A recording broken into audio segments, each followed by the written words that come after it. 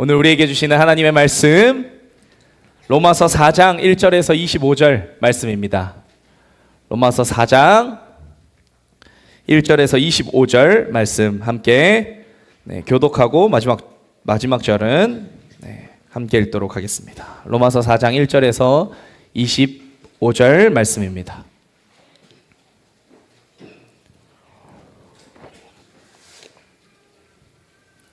그러면 육신상으로 우리의 조상인 아브라함이 무엇을 얻었다고 우리가 말할 수 있겠습니까?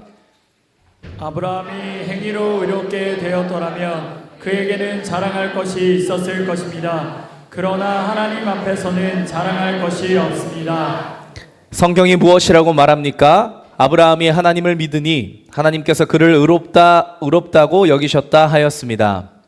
일을 하는 사람에게는 품삯을 은혜로 주는 것으로 치지 않고 당연한 보수로 주는 것으로 생각합니다. 그러나 경건하지 못한 사람을 의롭다고 하시는 분을 믿는 사람은 비록 아무 공로가 없어도 그의 믿음이 의롭다고 인정을 받습니다. 그래서 행한 것이 없어도 하나님께서 의롭다고 여겨주시는 사람이 받을 복을 다윗도 다음과 같이 말하였습니다. 하나님께서 잘못을 용서해 주시고 죄를 덮어 주신 사람은 복이 있다. 주님께서 죄 없다고 인정해 주실 사람은 복이 있다. 그러면 이러한 복은 할례를 받은 사람에게만 내리는 것입니까? 그렇지 않으면 할례를 받지 않은 사람에게도 내리는 것입니까? 우리는 앞에서 말하기를 하나님께서 아브라함의 믿음을 의로 여기셨다 하였습니다. 그러면 어떻게 아브라함이 그러한 인정을 받았습니까? 그가 할례를 받은 후에 그렇게 되었습니까? 그렇지 않으면 할례를 받기 전에 그렇게 되었습니까? 그것은 할례를 받은 후에 된 일이 아니라 할례를 받기 전에 된 일입니다. 아브라함이 할례라는 표를 받았는데 그것은 그가 할례를 받지 않은 상태에서 이미 얻은 믿음의 의를 확증하는 것이었습니다. 그래서 그는 할례를 받지 않고도 믿는 모든 사람의 조상이 되었으니 이것은 할례를 받지 않은 사람들도 의롭다는 인정을 받게 하려는 것이었습니다. 또 그는 할례를 받은 사람의 조상이 되기도 하였습니다. 다시 말하면 할례만을 받은 것이 아니라 또한 우리 조상 아브라함이 할례를 받지 않은 상태에서 걸어간 믿음의 발자취를 따라가는 사람들의 조상이 되었습니다. 아브라함이나 그 자손에게 주신 하나님의 약속, 곧 그들이 세상을 물려받을 상속자가 되리라는 것은 율법으로 말미암은 것이 아니라 믿음의 의로 말미암은 것입니다. 율법을 의지하는 사람들이 상속자가 된다면 믿음은 무의미한 것이 되고 약속은 헛된 것이 됩니다. 율법은 진노를 불러옵니다. 율법이 없는 곳에는 범법도 없습니다. 이런 까닭에 이 약속은 믿음에 근거한 것입니다. 그것은 하나님께서 아브라함에게 이 약속을 은혜로 주셔서 이것을 그의 모든 후손에게도 곧 율법으로 사는 사람들에게만이 아니라 아브라함이 지닌 믿음으로 사는 사람들에게도 보장하시려는 것입니다. 아브라함은 우리 모두의 조상입니다. 이것은 성경에 기록된 대로 내가 너를 많은 민족의 조상으로 세웠다 함과 같습니다. 이 약속은 그가 믿은 하나님, 다시 말하면 죽은 사람들을 살리시며 없는 것들을 불러내어 있는 것이 되게 하시는 하나님께서 보장하신 것입니다. 아브라함은 희망이 사라진 때에도 바라면서 믿었으므로 너의 자손이 이와 같이 많아질 것이다 하신 말씀대로 많은 민족의 조상이 되었습니다. 그는 나이가 100세가 되어서 자기 몸이 이미 죽은 것이나 다름없고 또한 사라의 태도 죽은 것이나 다름없는 줄 알면서도 그는 믿음이 약해지지 않았습니다. 그는 하나님의 약속을 믿고 의심하지 않았습니다. 오히려 그는 믿음이 굳세어져서 하나님께 영광을 돌렸습니다. 그는 하나님께서 스스로 약속하신 바를 능히 이루실 것이라고 확신하였습니다. 그래서 하나님께서는 이것을 보시고 그를 의롭다고 여겨주셨습니다. 그가 의롭다는 인정을 받았다 하는 말은 아브라함만을 위하여 기록된 것이 아니라 하나님께서 의롭다고 여겨주실 우리 곧 우리 주 예수를 죽은 사람들 가운데서 살리신 분을 믿는 우리까지도 위한 것입니다. 함께 읽겠습니다. 예수는 우리의 범죄 때문에 죽임을 당하셨고 우리를 의롭게 하시려고 살아나셨습니다. 아멘. 아멘. 하나님의 말씀입니다. 제가 참 이 설교 본문을 잘못 선택했어요. 이게 로마서를 주제로 사실 예전에 정재민 목사님께서 저에게 그런 조언을 하신 적이 있거든요. 로마서 같은 성경이 설교하기에 정말 난해하다. 왜냐하면 똑같은 내용을 계속 반복해서 얘기하거든요. 그러니까 제가 지금 로마서를 들어오고 나서부터 지금까지 설교 내용 본문은 다 다르지만 1장부터 4장까지 지금 왔지만 사실상 계속 똑같은 얘기를 반복해서 하고 있어요. 그러니까 제가 설교하는 내내 똑같은 분들이 계속 졸고 계세요. 왜요? 똑같은 내용이니까 모르는 내용이 없잖아요. 이제 좀 신비하고 재밌고 신비로운 얘기를 자꾸 해야 막 눈이 동글동글해서 이렇게 냠냠 드실 텐데 계속 똑같은, 이제 제가 뭐라고 얘기해도 자, 여러분 복음은 무엇입니까? 예수 그리스도 이렇게 바로 나와버리시니까 사실 저희가 정답을 정해놓고 풀이를 하고 있는 개념인 거죠.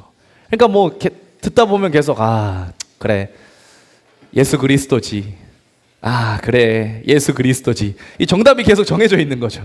그러니까 이제 좀 마음이 많이 좀 느슨해지신 것 같아요. 설교하는 저도 굉장히 난해합니다. 그래서 얼른 로마서 뒷배경으로 좀 넘어갔으면 하는 바람이 있긴 한데 로마서 신서가 쓰여진 이유처럼 하나님께서 베들리엄에게 이 로마서 신서를 허락하신 이유가 있을 거라고 확신합니다. 듣고 또 같은 내용을 계속 반복하시는 이유도 분명히 있을 거라고 생각합니다. 사도 바울이 로마서 신서의 복음에 대한 내용을 1장부터 4장까지 계속 반복해서 설명한 이유, 특별히 유대인들에게 율법의 무효성과 그리고 행위로서 구원을 받는 것이 아니라 오직 믿음으로 구원을 받으며 복음의 핵심은 예수 그리스도다라는 것을 계속해서 반복적으로 설명하고 있는 이유는 유대인들의 마음이 그만큼 단단하게 굳어져 있었기 때문이에요. 다시 말하면 베들리엄 성도님들의 마음이 단단하게 굳어져 있기 때문에 주님께서 같은 내용을 매주 반복해서 똑같은 것을 계속 두드리면 어떻게 됩니까? 부서지죠. 깨어지고 부서지죠. 그래서 우리 마음에, 여러분 잘 우리를 돌아보십시오. 우리가 신앙생활을 할 때 사실 이런 내용들을 계속 반복해서 듣다 보면, 혹은 말씀을 끊임없이 연구하다 보면 분명히 우리 안에 신앙생활의 과정 속에서 의문이 들어야 되거든요. 예를 들면 이런 겁니다. 저는 어떻게 예수님을 만났냐면, 예수님을 믿게 됐어요. 물론 저는 모태신앙이니까 어렸을 때부터 예수님을 믿었죠. 근데 제 안에 어떠한 의문성이 있었냐면, 자, 성경을 보면 하나님께서 우리에게 법을 주십니다. 하나님의 법을 따라갈 수 있는 삶의 법을 주세요. 그러면 그 법을 따라 살려고 우리가 노력해야 일단 기본적인 그리스도인이겠죠? 그죠? 그 법을 받았는데 그 법을 따라 살지 않는다면 우리가 어떻게 하나님 나라의 백성이다라고 얘기할 수 있겠습니까? 그러니까 여기서부터 관문이 나눠지는 거예요. 내가 교회를 나오지만 하나님의 법을 따라가 살려는 노력이 없다. 그 말인즉슨 저는 그냥 썬데이 크리스천인 거예요. 그냥 교회만 나오는 세상 사람인 겁니다. 제 기준에서 가장 불쌍한 사람이 이분이에요. 왜요? 세상 것도 못 누려 애매하게 교회에 결속돼서 애매하게 시간을 보내다가 지옥으로 가는 거예요. 제 기준에서 가장 애매하고 불쌍하신 분들이에요. 차라리 세상으로 나가시는 게 나아요. 나가서 실컷 누리고 지옥을 가시는 게 마음이 편해요. 그럼 나중에 억울하지라도 않잖아요. 근데 누가 제일 억울합니까? 주여, 제가 주님의 이름으로 귀신을 쫓고 병든 자를 살리고 주님의 권능의 능력으로 많은 능력을 행했습니다라고 했을 때 주님이 나는 너를 도무지 알지 못한다. 이 사람이 사실 제일 불쌍하잖아요. 그죠? 교회 안에서 애매하게 말씀 들으면서 결속돼서 주일날 괜히 주일 빠지고 다른 데 가면 죄인인 것 같고 벼락 맞을 것 같고 이런 두려움에 계속 주일 지키다가 결국 하나님 나라에 들어가려고 했는데 예수님이 입구에서 난 너를 모르는데? 라고 하면 제일 손해잖아요.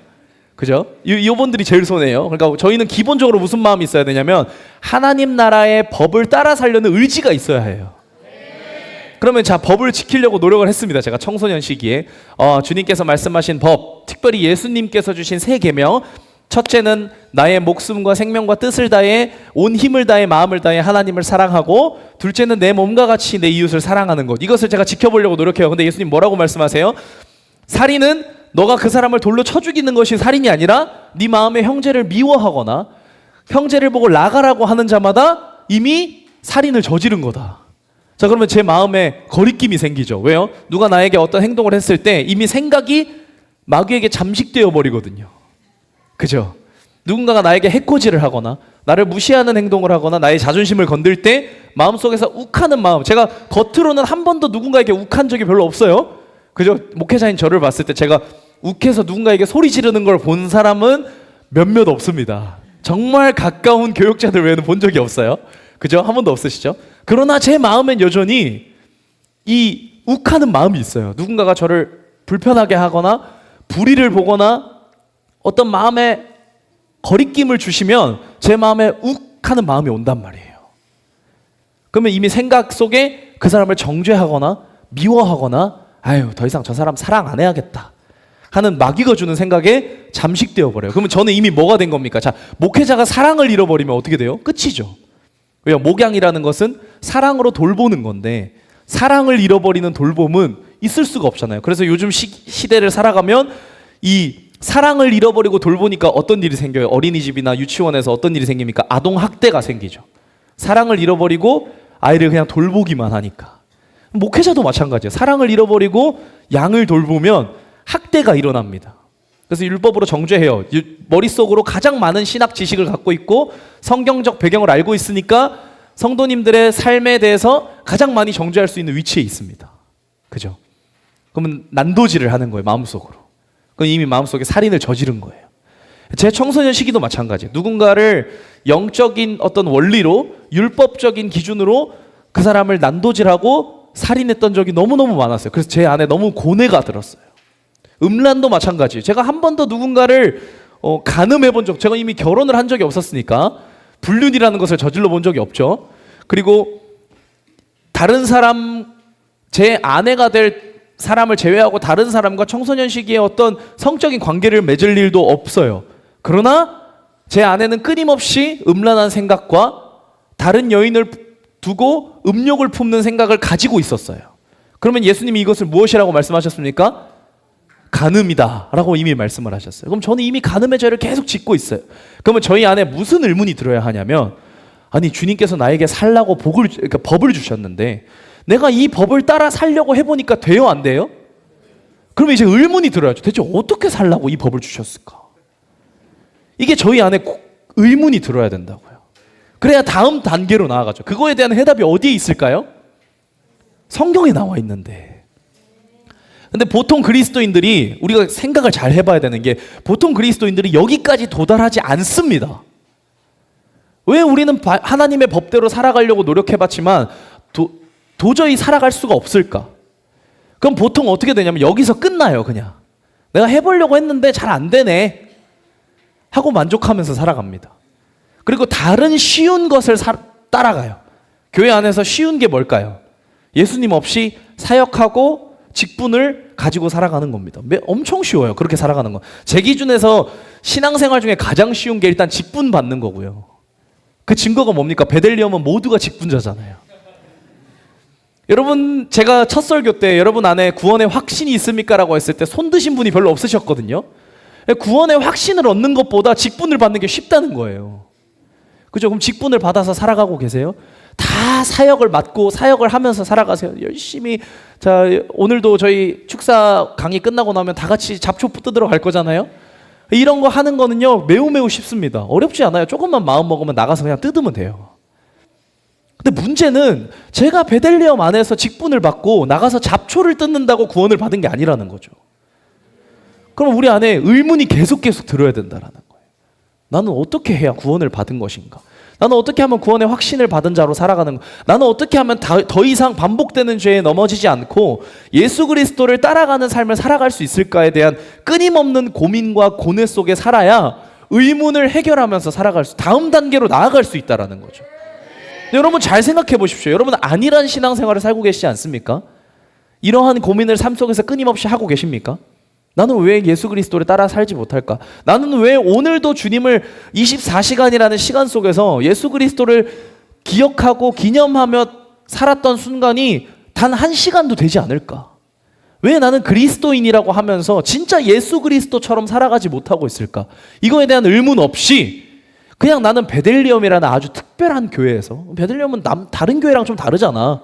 목사님이 이것저것 삶에 관여도 많이 하고 강대상에서 굉장히 은혜로운 말씀이 선포되고 공동체와 함께 조금 거리낌이 생기지만 그래도 부대끼면서 살아가잖아. 아주 특별하잖아 라는 생각 속에서 내가 베들리엄에서 그냥 신앙생활이라는 것만 해도 구원은 거저 얻는 것이다 라는 착각 속에서 살고 있지 않냐는 거죠. 여러분 그렇지 않습니다. 베들리엄 안에서도 반드시 쭉정이와 알곡이 있어요. 베들레헴에 들어온다고 해서 막 우리 안에 어떤 신앙의 프라이드가 생길 수 있어요. 저희 교회를 못 견디고 나가시는 분들을 보면서 나는 견뎠으니까 구원받은 자야. 나도 불만 있고 나도 힘들고 나도 어렵지만 나는 겉으로 내색하지 않고 꾸역꾸역 끊임없이 버티고 있으니까 나는 구원받은 자야 라는 착각 속에 살아간다고요. 근데 그렇지 않습니다. 로마서에 따르면요, 구원은 믿음으로 이루어내는 거예요. 예수 그리스도를 믿는 믿음이 없이는 베들레헴에 있든지 사역자든지 직분자든지 상관없이 구원을 받을 수 없다라고 얘기해요. 그럼 우리 삶에 끊임없는 고민이 있어야 된다는 거죠. 예수님을 믿는 것이 무엇인가? 예수님을 따라 사는 것이 무엇인가? 어떻게 살아가야 예수님을 믿는다라는 것일까에 대한 고민이 있어야 된다는 거죠. 그럼 그 고민이 어디에 나와 있어요? 말씀에 나와 있어요. 이거는 기도한다고 얻어지는 해답이 아닙니다. 기도한다고 하나님이 우리에게 계시를 주셔서 주님, 예수님을 믿는다는 것이 무엇입니까? 라고 기도했을 때 주님이 하늘문을 여시고 누구야? 이렇게 사는 것이 나를 믿는 삶이다 라고 알려주는 시대는 끝났다고요. 왜요? 이미 성경에 다 말씀해 놓으셨으니까. 우리에게 완벽한 계시는 성경입니다. 성경. 그럼 여러분 주중에 성경 말씀을 읽고 연구하는 삶을 사셔야 된다고요. 근데 아무도 저를 찾아오지 않아요. 분명히 성경은 난해하거든요. 읽으면 읽을수록 어렵고 신비롭고 궁금한 것들이 천지백갈이에요. 근데 주중에 아무도 저에게 연락하지 않는다는 거, 주중에 아무도 팀장님들께 연락하지 않는다는 거 뭡니까? 아무도 성경을 연구하고 있지 않다는 거예요. 안일하게 생각한다는 거죠. 이번 주 주일도 이호 목사님의 설교를 들었으니까 나는 말씀을 가진 자야. 나는 그리스도인의 삶을 사는 자야 라는 착각 속에 산다는 거죠. 여러분 그거는 썬데이 크리스천입니다. 주일날 선포되는 말씀만 의존해서 주중을 살아가는 것은요, 썬데이 크리스천이에요. 그걸로는 절대로 하나님의 능력을 가지고 살아갈 수 없습니다. 그래서 하나님께서 계속해서 로마서에서 복음이 무엇인가, 믿음으로 살아가는 삶이 무엇인가를 반복해서 말씀하고 계시는 거예요. 왜요? 베들레헴 성도님들이 이상한 신앙의 프라이드를 가지고 살지 말라고. 날마다 노력해야 돼요. 날마다 그분의 마음을 알아가야 합니다. 무엇을 통해서요? 말씀을 통해서. 주중에 꼭 말씀을 묵상하는 우리 베들레헴 성도님들이 되시기를 주님의 이름으로 축복합니다. 안일한 신앙을 벗어야 합니다. 오늘 본문 말씀에 특별한 인물이 나옵니다. 누가 나오죠? 우리의 믿음의 조상이다라고 얘기하는 아브라함이 등장합니다. 이 믿음의 선조 아브라함이요, 특별하게 언급되는 이유가 무엇이냐면 아브라함이 믿음의 조상이다라고 얘기하고 있기 때문이에요. 우리가 진짜 궁금해하는 그 믿음, 구원을 준다라고 얘기하는 그 믿음의 조상이다라고 얘기하고 있기 때문이에요.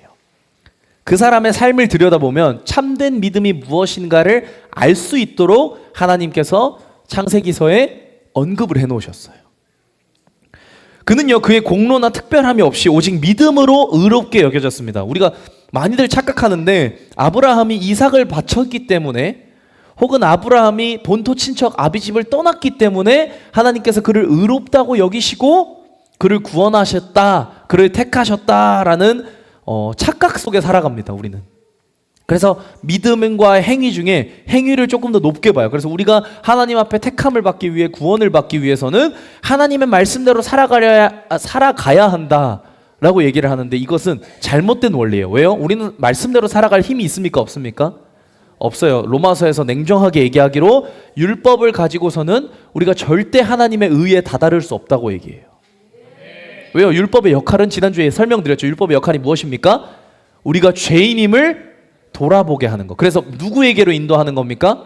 예수 그리스도께로 인도하는 개인교사, 몽학 선생의 역할을 한다고 말씀드렸죠.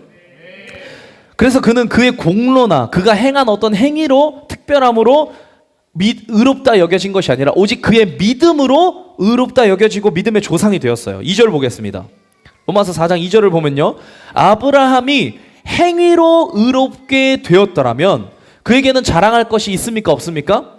있었을 거예요. 왜요? 아브라함의 행위 자체가 하나님 앞에 의롭다 여기실 기준이 됐다면 하나님께서는 아브라함의 행위를 칭찬하시며 그의 행위를 자랑케 하셨을 거예요.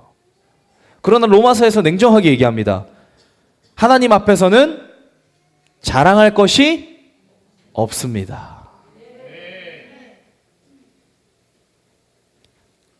어떠한 여기서 말하는 행위로 의롭게 되다라는 것은 무엇을 제가 이제 조금 어려운 것을 설명드릴 텐데요. 자꾸 이게 착각하게 돼요. 저희가 행위가 그러니까 좀 극단적으로 생각하시면 안 됩니다. 예를 들면 제가 믿음으로 구원받는 것이고 행위로 의롭다 하심을 얻은 것이 아닙니다 하면 행위를 갖다 버리시는 경우가 있어요. 그렇지 않습니다. 순서의 차이예요. 순서의. 자, 행위로 의롭게 되다라는 것은요. 다른 의미로 어떠한 행위로 말미암아 구원을 얻게 된 것을 얘기해요. 근데 여러분 잘 생각해 보십시오. 우리가 구원을 받을 때 어떠한 행위로 구원을 받습니까? 그렇지 않습니다. 여기서 이단이 나뉘는 거예요. 우리가 말하는 행위 구원론이라는 것은요. 어떤 행위로 구원을 받을 수 있다고 믿는 거예요. 다시 말하면 행위가 구원의 기준이 되는 것을 얘기합니다. 그래서 이단을 걸을 때 1차적으로 걸을 수 있는 기준이 뭐냐면 이거 안 하면 구원 못 받는다라고 얘기하는 거. 예수님을 믿는 것 외에는 다른 길이 없다고 예수님이 직접 말씀하셨어요. 그러면 여러분 안식일을 지켜야 구원을 받습니까? 십계명을 지켜야 구원받습니까? 이건 다른 차원의 개념이에요. 아닙니다. 이렇게 얘기하면 좀 위험할 수 있어요. 십계명을 지켜야 구원받는다가 아니다라고 얘기하면 좀 위험할 수 있어요. 왜요? 여러분들이 십계명을 갖다 버리실 수도 있으니까. 근데 그렇지 않습니다. 십계명을 지켜야 구원받는다라는 것은 잘못된 생각이에요. 왜요? 로마서 3장 2장 3장에 보면요. 이방인들 중에서 율법의 어떤 도덕성을 가지고 살아가는 사람들이 있어요. 실제로 예수님을 믿진 않지만 그들의 도덕성이 율법을 따라 사는 경우가 있습니다. 근데 그들에게 구원이 있습니까? 없습니까? 없습니다. 왜요? 구원은 오직 예수 그리스도를 믿는 믿음에서만 시작되기 때문에. 그러니까 행여나 여러분들의 모습이 여러분들의 거칠애가 율법을 지켜 산다 한들 그 내면 속에 이 지켜 사는 것이 예수 그리스도를 믿는 믿음으로부터 온 것이 아니면 어떻게 된다고요? 구원받지 못한다라는 것입니다. 다시 말하면 구원은 행위로 시작되는 것이 아니라는 거예요.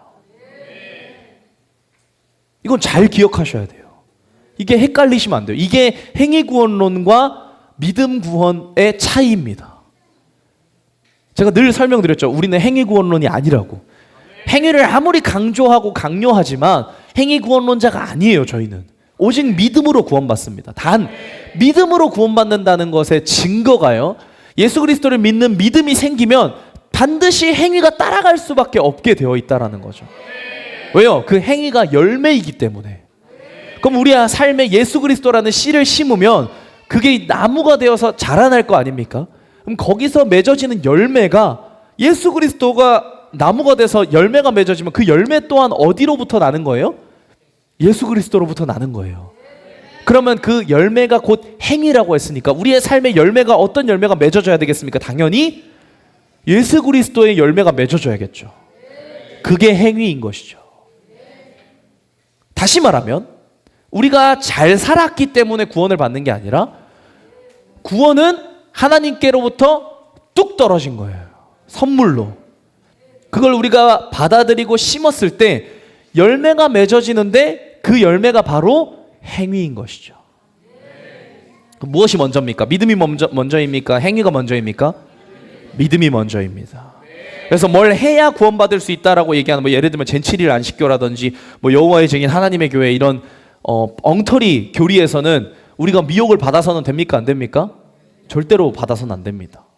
왜요? 그들은 행위 구원을 얘기하고 있어요. 특별히 유대교도 마찬가지입니다. 유대교도 아직까지 예수님을 만나지 못했기 때문에 행위 구원을 얘기해요. 율법을 따라 살아야만 할례를 받아야만 우리가 구원을 받을 수 있다라고 잘못되게 얘기하고 있어요. 우리가 유대교마저도 지금에서는 이단처럼 여기는 이유가 무엇입니까? 오직 예수 그리스도 외에는 다른 길이 없다고 누가 말씀하셨기 때문에? 하나님께서 직접 말씀하셨기 때문에.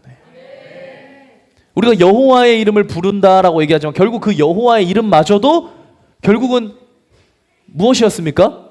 예슈아, 예수 그리스도의 이름이었거든요.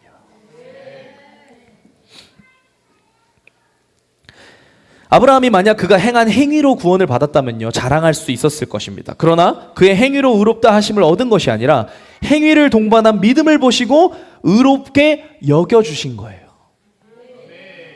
근데요, 여러분, 로마 서신서를 보면 유독 사도 바울이 이 행위에 대해서 굉장히, 그러니까 믿음에 대해서 굉장히 강조하면서 행위와 율법에 대해서 굉장히 등한시하는 것처럼 여겨집니다. 그죠? 여러분들도 자꾸 제 설교를 듣다 보니까 뭔가 자꾸 행위도 갖다 버려야 될 것 같고 율법도 갖다 버려야 될 것 같은 느낌이 드시죠?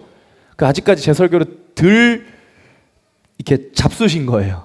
완벽하게 소화하려면 여러분들이 계속 이 설교를 반복해서 들으시면서 머릿속으로 이해를 하셔야 됩니다. 제가 굳이 세번역 성경을 가지고 오고 똑같은 일을 반복해서 얘기하고 예시를 자꾸 들으면서 설명하는 이유는 여러분들의 마음 가운데, 심령 가운데 이 교리가 심겨지기를 바라는 마음이기 때문이에요. 이 교리는 다시 배울 일이 없거든요. 저도 교리를 설교하는 걸 굉장히 싫어해요. 그래서 이 교리는 딱 여기 로마서에서 다루고 끝낼 겁니다. 그래서 여러분들 안에 딱 제대로 장착이 되어 있어야 이상한 미혹을 넘어가지 않을 수 있어요. 자, 이처럼 행위보다 믿음이 강조된 이유가 있습니다. 5가지가 있는데요. 첫 번째는요, 당시 로마 교회에 있는 율법과 행위에 대한 오해를 바로잡기 위해서입니다. 로마 교회 안에 있던 율법과 행위에 대한 오해를 바로잡기 위해서였어요. 유대인들의 구원의 기준은요, 율법을 준수하는 것과 할례에 있었습니다. 근데 바울은요, 구원이 율법을 준수하는 것이 아니라 예수 그리스도를 믿는 믿음을 통해 이루어지는 것을 강조하기 위해서 믿음을 강조해요. 로마서 3장 28절 보겠습니다.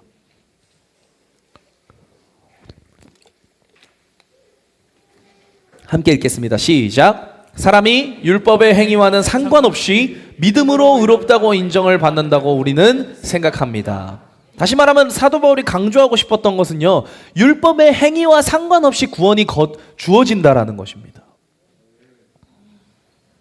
근데 유대인들은 율법을 준수해야 구원을 얻을 수 있다라고 생각했어요. 그러니까 진짜 행위 구원론자였던 거죠. 그래서 예수님이 오셨을 때도 예수님도 정죄하고 예수님 주변에 있는 제자들도 정죄하고 예수님을 시험하기 위해서 다른 사람을 정죄했던 것이 바로 율법을 준수하는 척했던 서기관과 바리새인들이었죠. 왜요? 그들은 율법을 겉으로 지켜야 우리가 구원받을 수 있다라고 생각했기 때문에. 그래서 사람들이 볼 수 있는 그러니까 눈으로 보이는 부분만 잘 지켜 행하면 구원받을 수 있다라고 생각을 했어요. 살인하지 말라. 나는 뒷짐 딱 지고 살인 안 하니까 살인하는 저보다 나은 사람. 나는 간음 안 하니까 간음하는 사람보다 나은 사람. 그러면서 믿음이 연약해서 넘어지는 자들을 돌로 쳐 죽이려고 하는 거죠. 그래서 예수님이 법을 강화시킨 거죠. 예수님이 하나님께서 우리에게 주신 계명의 본질은 사랑이기 때문에.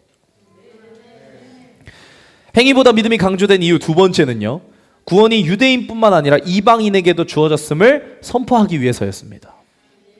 왜요? 유대인들이 그 착각, 자기들이 가진 기준을 생각하니까 율법을 준수하고 할례를 받아야만 구원을 받을 수 있다라는 기준을 자꾸 강조하니까 이방인들에겐 구원이 있습니까? 없습니까? 없어요. 왜요? 그들은 택함을 받은 민족도 아니고 율법을 가진 민족도 아니고 할례를 받은 민족도 아니기 때문에. 보십시오. 유대인들은요, 하나님께서 고대에 직접 택하시고 그들과 직접 언약을 맺으셔서 율법을 주시고 그 증거로 할례를 받게 하셨어요. 그래서 그들이 하나님 앞에 선민이며 택함을 받은 족속이다라는 것이 육적인 증거도 있고 영적인 증거도 있었습니다. 근데 이방인들에게는 이 증거가 있습니까? 없습니까? 없어요. 그러니까 유대인들에게만 구원이 있다라고 자꾸 주장하게 되는 겁니다. 그래서 사도 바울도 사실은 처음에 이것에 대한 불편한 마음이 있었어요. 베드로 또한 이것에 대한 불편한 마음이 있었어요. 그래서 이방인들과 같이 겸상도 안 하고 이런 거에 대해서 사도 바울이 굉장히 강력하게 비판을 하거든요. 유대인들의 눈치를 봐서 베드로가. 구약시대에는 구원이 주로 유대민족에게 국한된 것으로 여겨졌습니다. 국한된 것이 아니었어요, 사실은. 여러분, 유대민족 구약시대 때 유대인들에게만 구원이 있었습니까? 유대인들에게만 구원이 있었습니까? 아니요, 전혀 그렇지 않습니다. 이방인을 구원하실 하나님의 계획이 상징적으로 구약에 나타난 거예요. 근데 하나님께서 이스라엘 민족을 택하신 이유가 무엇입니까? 사실은 이게 다 연결됩니다. 이스라엘 민족을 하나님이 야곱을 통해서 처음에 택하셨잖아요. 그러니까 아브라함을 택하셔서 아브라함이 이삭을 낳고 이삭이 야곱을 낳아서 야곱의 이름을 이스라엘로 바꾸시면서 이스라엘이라는 민족이 태어났죠. 근데 여러분, 이스라엘 민족이 만들어지기까지 이스라엘 민족이 한 공로가 있었습니까? 없었습니까? 없었어요. 하나님께서 가만히 계셨으면 이스라엘이라는 민족이 태어났어요? 태어나지 못했어요? 태어나지 못했습니다. 그냥 아브라함이라는 사람을 하나님께서 직접 자기의 주관으로 택하시고 그를 믿음의 조상으로 세우셔서 그를 통해서 이스라엘이라는 민족을 만드시기로 하신 거예요. 그래서 이스라엘이라는 민족이 만들어진 거죠. 그리고 이스라엘 민족을 택하신 이유가 무엇입니까? 하나님께서 한 민족을 택하셔서 그 민족을 통해 열방에게 하나님이 하나님됨을 나타내시기 위해서. 구약의 모든 사건은 다 그렇습니다. 그 증거가 무엇이냐면요, 여러분, 라합과 룻에 대해서 한번 살펴볼 텐데요. 자, 그거 뒤에 한번 살펴보도록 하겠습니다. 자, 믿음으로 이 신약에서, 그래서 구약에서는 상징적으로 이것이 나타나고 이방인에게 구원이 주어질 것이다라는 것을 상징적으로 나타냈어요. 그것이 라합과 룻 사건이었고요. 그리고 신약에서는 이제 그 시작을 알리는 것입니다. 그래서 사도 바울과 이 베드로, 사도들의 시대 때부터 이방 민족들에게 본격적으로 복음을 전하기 시작해요. 왜요? 하나님께 받을 수 있는 구원이라는 것의 시작은 이제 율법의 준수와 할례로부터 시작되는 것이 아니라 무엇으로 시작되기 때문에? 예수 그리스도를 믿는 믿음으로 시작되기 때문에. 이 믿음으로 믿는 구원의 시작은 누구에게 주어진 것입니까? 모두에게 주어진 것이기 때문에. 그래서 아브라함이 이미 할례를 행하기 이전에 그의 믿음으로 의롭게 여겨진 것처럼 믿음으로 얻는 구원은 유대인과 이방인 모두에게 동일하게 적용됐어요. 아브라함이요, 여러분, 하나님 앞에 의롭다고 여겨졌을 때 할례를 받기 전에 의롭다고 여겨졌을까요? 할례를 받고 나서 의롭다고 정해졌을까요? 받기 전에 이루어졌습니다. 로마서 10장 12절.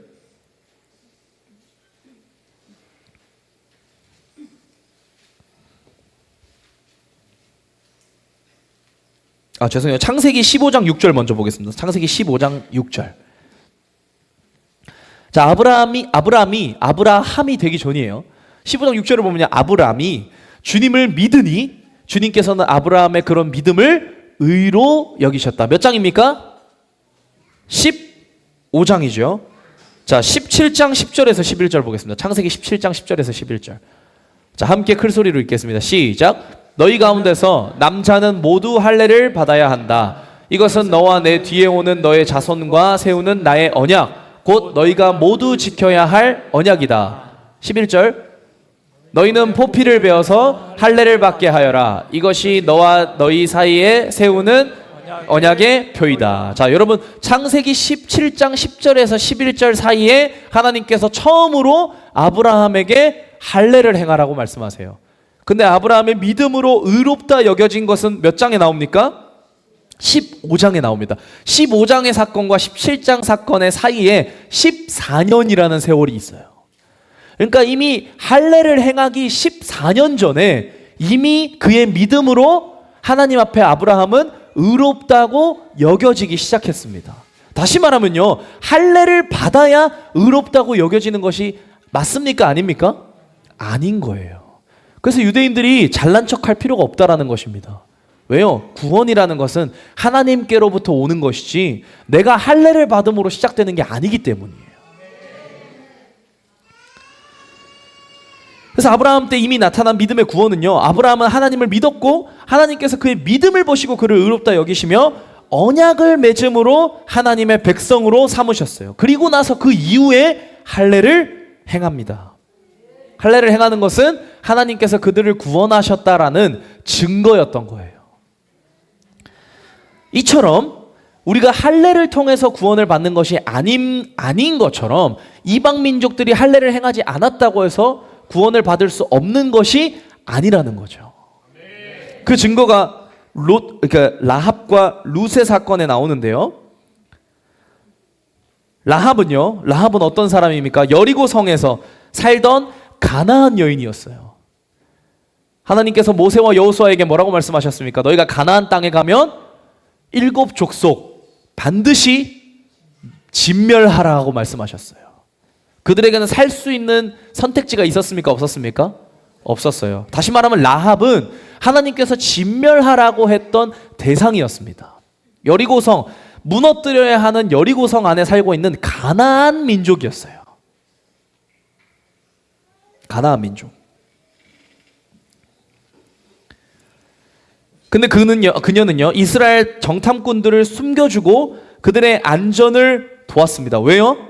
하나님을 두려워했기 때문에. 뭐라고 고백합니까? 라합이 그 정탐꾼들에게 이스라엘을 통해서 행하신 하나님의 구원의 역사를 내가 다 보고 들었다.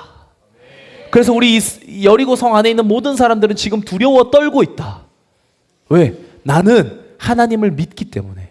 그분께서 라합의 입술을 통해서 뭐라고 고백하게 하시냐면 여리고 성은 이스라엘에게 하나님께서 주셨다라고 고백해요. 그러니까 하나님의 구원의 역사를 이방 민족이었던 가나안 여인이었던 라합은 믿었던 것입니다.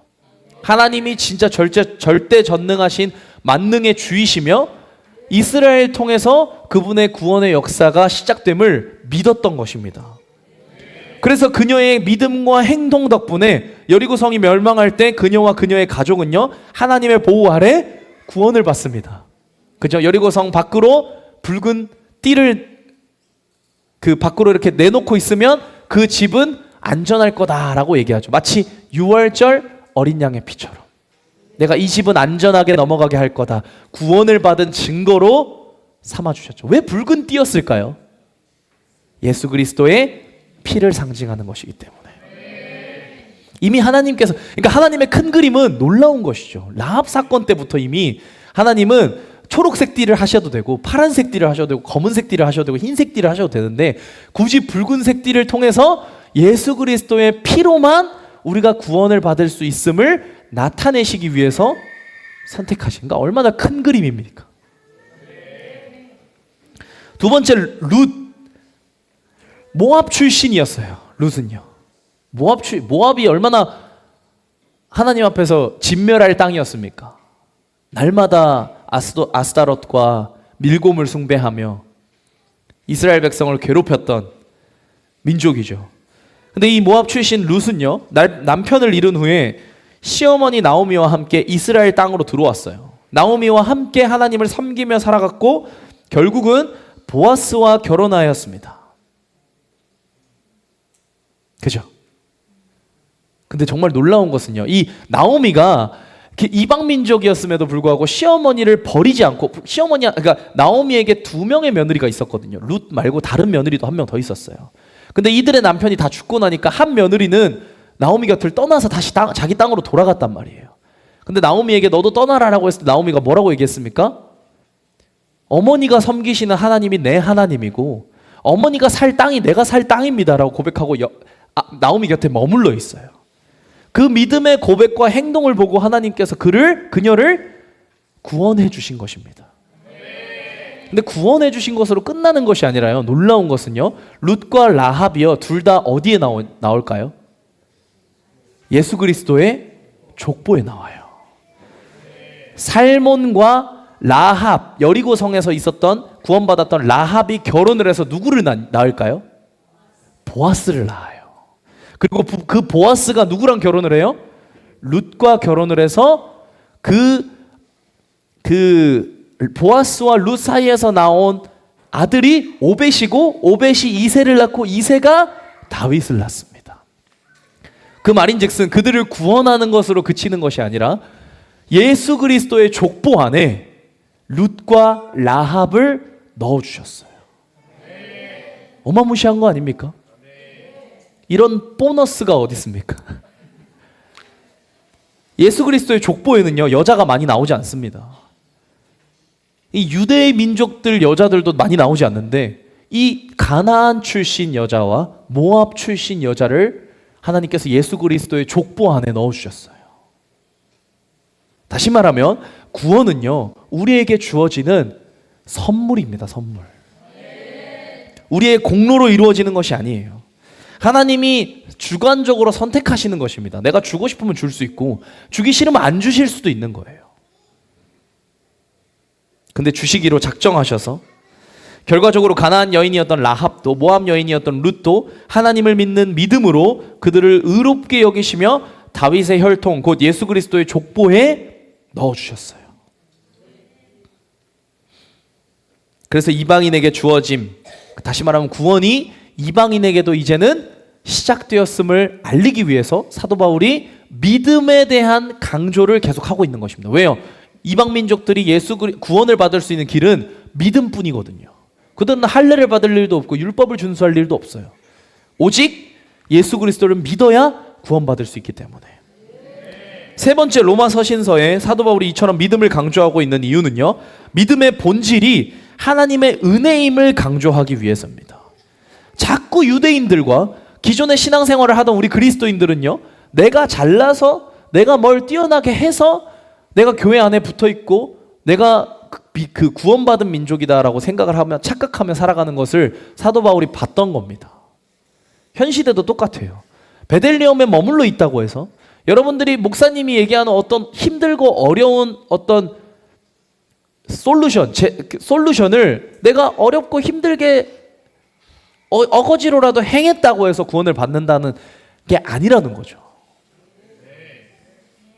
주일날 선포되는 제가 하는 이 설교 본문 한 번 듣는다고 해서 여러분들이 구원을 받는 게 아니라는 것입니다. 좀 더 냉정하게 얘기하면요, 여러분들이 베들레헴 안에서 아등바등 버티면서 끊임없이 견디고 살아가는 것, 주일날 제 말씀을 듣는 것, 그리고 밭에 나가서 밭일하고 힘들게 공동체 생활하고 돈 많이 들여서 여기서 함께 생활하는 것, 이런 것이 여러분들을 구원할 수 있는 구원의 어떤 기준이 되는 것이 아니라는 것입니다. 여기서 나가서도요, 구원을 받을 수 있어요. 다른 교회를 가서도 구원을 받을 수 있습니다. 어떤 관점에서 본다면요. 근데 여러분들이 이 교회 안에서 신앙생활을 하고 있는 이유가 무엇입니까? 구원받기 위해서? 그렇지 않습니다. 구원은요, 여러분들이 뭘 한다고 해서 받는 게 아니에요.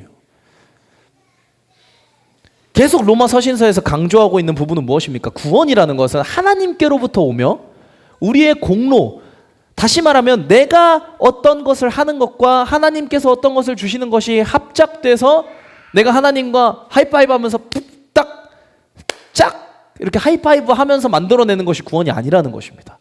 자, 하나님 제 손 준비됐습니다. 나도 준비됐다. 하나 둘 셋 짝 이렇게 해서 만들어지는 게 구원이 아니라는 거예요. 근데 우리는 착각하면서 살아갑니다. 내가 하나님께 손을 내밀고 짝 하면서 소리를 내야 구원을 받는다고요. 근데 그렇지 않다고요. 제가 한번 설명드린 적이 있죠. 저희는 물에 빠진 자입니다. 물에 빠진 사람은 어떻게 해야만 살 수 있습니까? 누군가가 손을 내밀어 줘야만 살 수 있어요. 그거는 절대 불변의 법칙이죠. 근데 내가 그 손을 잡았다고 해서 물 밖으로 나왔을 때 내가 그 손을 잡았어. 얘들아, 나 그 손 잡아서 살았다? 이렇게 자랑할 사람이 누가 있습니까? 물속에서 나와서 할 수 있는 얘기는 무엇입니까? 그 사람이 손을 내밀어줘서 겨우 살았어. 그 손이 없었더라면 난 살 수 있었어, 없었어? 없었어. 이게 믿음의 고백이에요. 이게 구원을 대하는 우리의 태도여야 된다는 것이죠. 근데 왜 교회 안에서 신앙생활을 할 때 자꾸 나와 하나님이 함께 구원을 만들어가는 것처럼 살아가십니까? 구원은 절대적인 하나님의 은혜입니다. 믿음이라는 것은요, 절대적인 하나님의 구원의 방법일 뿐이에요. 나의 공로가 아니라는 말입니다. 그것을 강조하기 위해서 사도 바울이 계속해서 믿음을 로마 서신서에 강조하고 있는 것입니다. 믿음으로 의롭게 되는 것은요, 하나님의 전적인 은혜예요. 왜요? 이 시스템을 만든 것 자체가 누가 하셨기 때문에? 하나님께서 정하셨기 때문이에요. 하나님이 주님, 우리가 구원을 어떻게 하면 받을 수 있습니까? 라고 했을 때 이렇게 해야 받을 수 있다라는 시스템 자체를 누가 만드셨어요? 하나님께서 만드셨어요. 이 만드신 이유가 무엇입니까? 이 시스템을 만드신 이유도 하나님께서 우리를 구원하시기 위함이죠. 하나님께서 우리를 구원하실 마음이 없으셨다면 이러한 시스템이 있었습니까? 없었습니까? 없어요. 그럼 우리는 구원받을 수 없습니다. 아무도 없어요. 그래서 우리의 행위나 공로가 아니라 하나님께서 먼저 베푸신 은혜에 대한 응답이 바로 믿음인 거예요. 선물은 이미 주어진 것이고 그 선물에 대한 우리의 응답이 믿음인 것입니다. 그러므로 믿음은 자랑할 수 있는 인간의 업적이 아니라 하나님의 선물임을 강조하는 것이죠. 믿음은요, 인간의 성취가 아니라 하나님의 주권적 역사라고 얘기합니다. 에베소서 2장 8절입니다.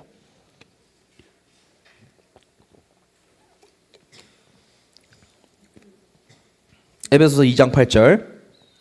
여러분은 믿음을 통하여 은혜로 구원을 얻었습니다. 이것은 여러분에게서 난 것이 아니요 하나님의 선물입니다. 에베소서 누가 썼습니까? 사도 바울이 썼죠. 여러분은 믿음을 통하여 은혜로 구원을 얻었습니다. 이것은 여러분에게서 난 것이 아니요 하나님의 선물입니다.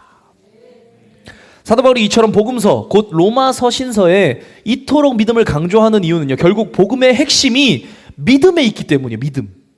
우리의 행위로는 구원을 이룰 수 없기 때문에 하나님께서 베푸시는 구원을 오직 믿음으로 받아들이게끔 하기 위해서예요. 하나님께서 우리에게 이토록 믿음을 강조하시는 이유가 있습니다. 베들레헴에게 특별히 이 믿음이라는 것을 강조하시는 이유가 있어요. 자칫 잘못하면요, 저희가 안일한 신앙에 빠질 수 있거든요. 아, 하나님의 뜻대로 살아가지 않아도 되는구나. 행위로 구원받는 것이 아니구나.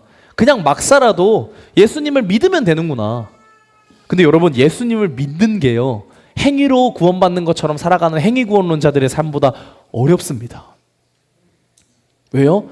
우리의 행위가 아무리 하나님의 말씀을 따라간다 한들 우리의 내면이 하나님에 대한 신뢰가 없다면 그것은 곧 죽은 믿음이기 때문이에요. 더 어려워요. 우리 그리스도인들이 하는 가장 거대한 착각이 무엇입니까? 예수님을 영접 기도하면 내가 예수님을 믿는 거다라고 생각하는 거예요. 여러분, 구원 받으셨습니까? 구원 받았다라고 생각하시는 분들 손 들어 주십시오. 나는 구원 받았다. 나는 구원 받은 자다. 확신하시는 분. 자, 이제는 저번 설교보다 조금 더 많아졌어요. 자, 무엇이 여러분들 그것의 증거입니까? 여러분들이 구원 받았다는 증거가 무엇입니까? 세례를 받았기 때문에, 유아 세례 받아서, 입교해서, 아니면 영접 기도했기 때문에? 아니요. 이 모든 것을 여러분들이 구원받은 증거가 무엇입니까? 라고 했을 때 내가 교회를 다니기 때문입니다 라고 얘기하면 행위구원론자고요. 제가 세례를 받았거나 유아 세례를 받았기 때문입니다 라고 얘기하거나 영접 기도를 받았기 때문입니다 라고 얘기하면 유대인이랑 똑같아요. 유대인들이 자랑하는 것이 그거였거든요. 율법을 준수하는 것과 할례를 받은 것. 근데 사도 바울은 뭐라고 얘기합니까? 이 두 가지가 구원을 줄 수 있다 없다?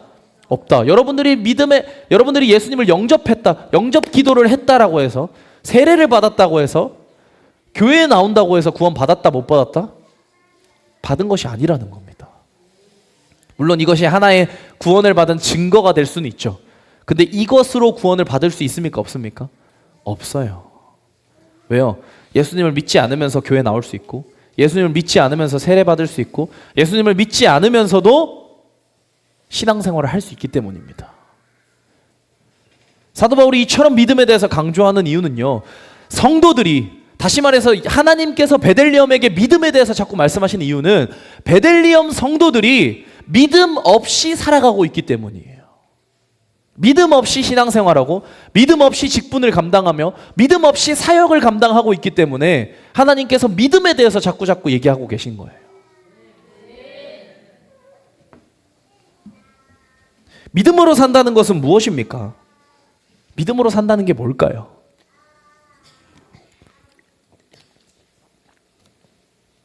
무엇이 믿음으로 산다는 걸까요? 그래서 아브라함을 얘기하신 거예요. 아브라함의 삶을 통해서 그가 믿음의 조상이다라고 얘기하신 이유는 내가 의롭다고 여기는 믿음은 이러한 것이다라고 얘기하시기 위해서 하나님께서 믿음의 조상으로 아브라함을 세우신 것입니다. 그럼 아브라함의 인생이 어땠습니까? 믿음으로 산다는 것이 무엇입니까? 상황을 뛰어넘는 믿음을 얘기해요. 아브라함의 상황이 어땠습니까? 자신은 몸이 늙어서 거의 죽기 직전이었고요. 사라는 태가 닫힌 상태에서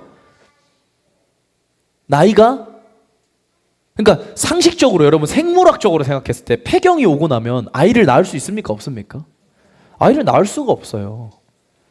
말이 안 되죠. 하나님께서 만드신 생물학적 시스템으로 따지면 아이를 낳을 수 있는 시기를 우리가 여성분들이 생리하는 그 기간 동안을 우리가 아이를 낳을 수 있다. 왜요? 생리를 한다는 것이 결국 배란일이 있고 아이를 낳을 수 있는 생물학적 요건을 가졌기 때문이잖아요. 그죠? 근데 폐경이라는 것은 무엇입니까? 결국 아이를 낳을 수 있는 몸이 더 이상 아니게 되는 것을 얘기하기 때문이죠. 근데 폐경도 한참 지난 다 죽어가는 늙은 할머니가 어떻게 아이를 낳을 수 있겠습니까? 근데 그때까지 아기를 주지 않으셨던 하나님이 그들에게 뭐라고 약속하세요? 그러니까 정말 상상할 수 없는 말도 안 되는 언약을 주시는 거예요, 사실은.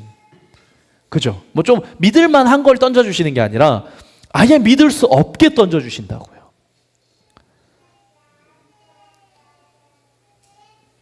사라의 태가 다쳤고 아브라함이 늙고 지금 죽기 직전의 상황인데 하나님께서 잘하면 뭐 이맘때쯤 아이가 생길 수도 있어 라고 말씀하시는 게 아니라 뭐라고 말씀하세요? 네 자손이 하늘의 별과 같이 될 것이다. 그러니까 어찌 보면 인간적인 생각으로는 하나님 놀리시는 것 같잖아요. 아니 아이를 낳을 수 없는 상황인데 네 자손이 하늘의 별과 같이 될 거다.